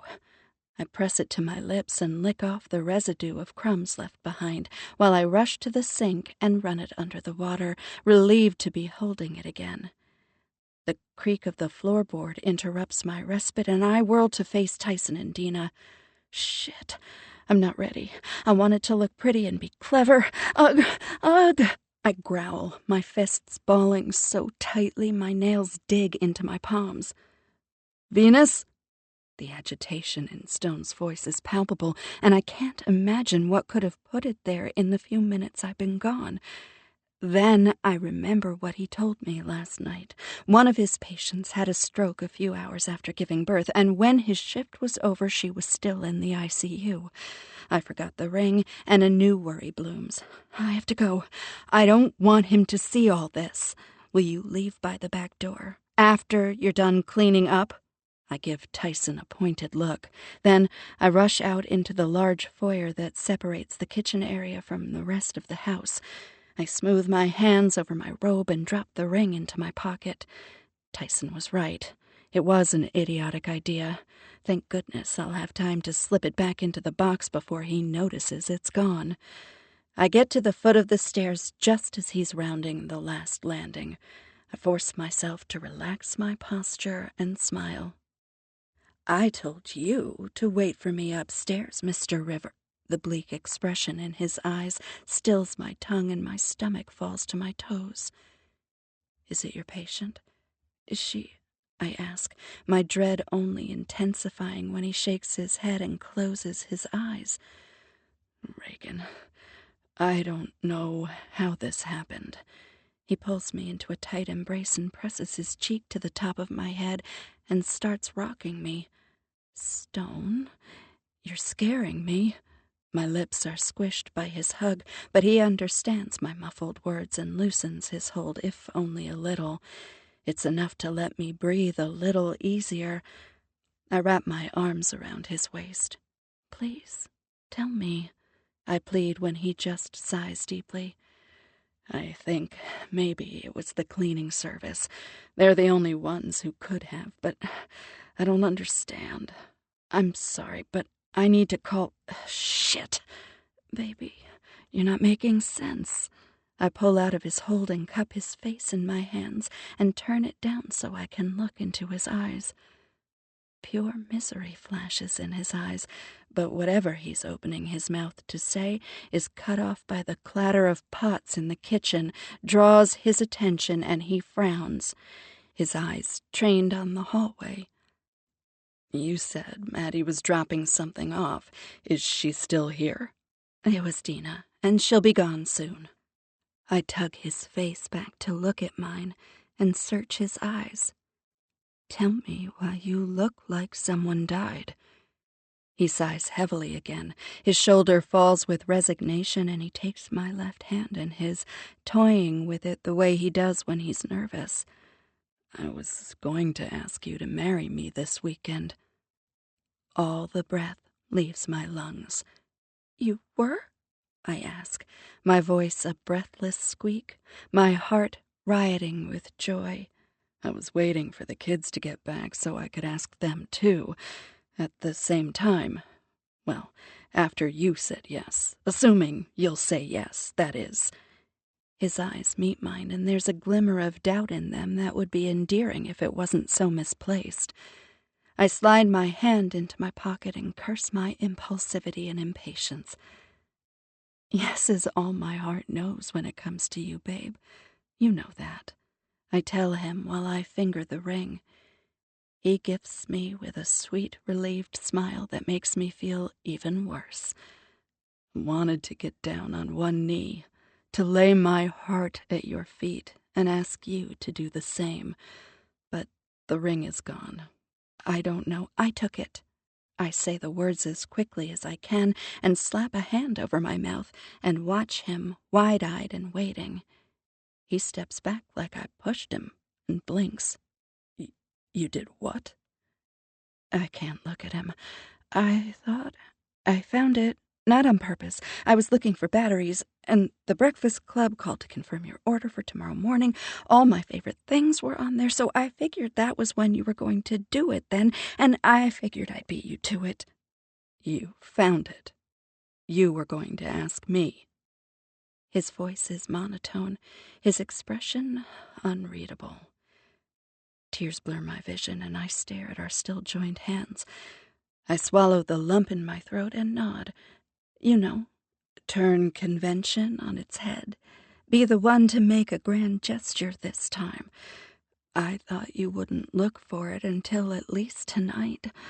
I had sweet made this stupid scone tower thing, and the ring was baked into the one sitting on top. Dina dropped it off, but Tyson messed it up. I'm sorry. It's not missing. It's here. I take his limp hand in mine and drop the ring into his palm. The silence that follows my confession is terrible, and I apologize more to fill it. I'm sorry that I caused you a moment of distress and that I ruined what should have been a wonderful moment for us. I brave a glance up at his face and sob in relief at the radiant smile he's wearing. You're not mad? He cups my cheek, strokes my jaw with his thumb, and presses a soft kiss to my lips. My goddess, just as everything else that's ever happened to us, your timing couldn't be more perfect. Then, the God whose love for me blazes so hot that nothing could ever stand in its way, gets down on one knee and pledges me his troth. Reagan, Naomi Wilde, you are my universe, the place where I was born, the place where, long after my body fails me, my spirit will dwell. Us together is the natural order of things. If I could cut my heart out of my chest and lay it at your feet, I would. I hope you'll accept this ring as a tiny token of my esteem. And If you allow me to slip it onto your finger, I promise that I will love your children as fiercely as you do. I will be your castle, your throne, your crown, yours and yours alone for as long as I live. A typhoon of emotion swirling around in my heart. I didn't realize until just now how much I wanted this. I never thought to have it, and so I convinced myself that it wasn't important. I can't believe I almost robbed us both of this moment. I cup his dear, beautiful face. You are my wildest dream come true, Stone, and for as long as I've known you, I've loved you. I accept your ring. I'll wear it so the world will know what our hearts told us a very long time ago, that we're each other's, and only each other's. When he slips his ring onto my finger, I feel the tug of inevitability and the comforting weight of certainty's anchor. From that night in the bakery almost 20 years ago until now, we've been moving toward this. When I look back on our journey, I often wish we'd found our way to this soon. But there's a part of me that knows what an impeccable timekeeper destiny is, and so I wouldn't give back a second of it, not even the pain, because what to be loved forever by a man like Stone is a hell of an upside.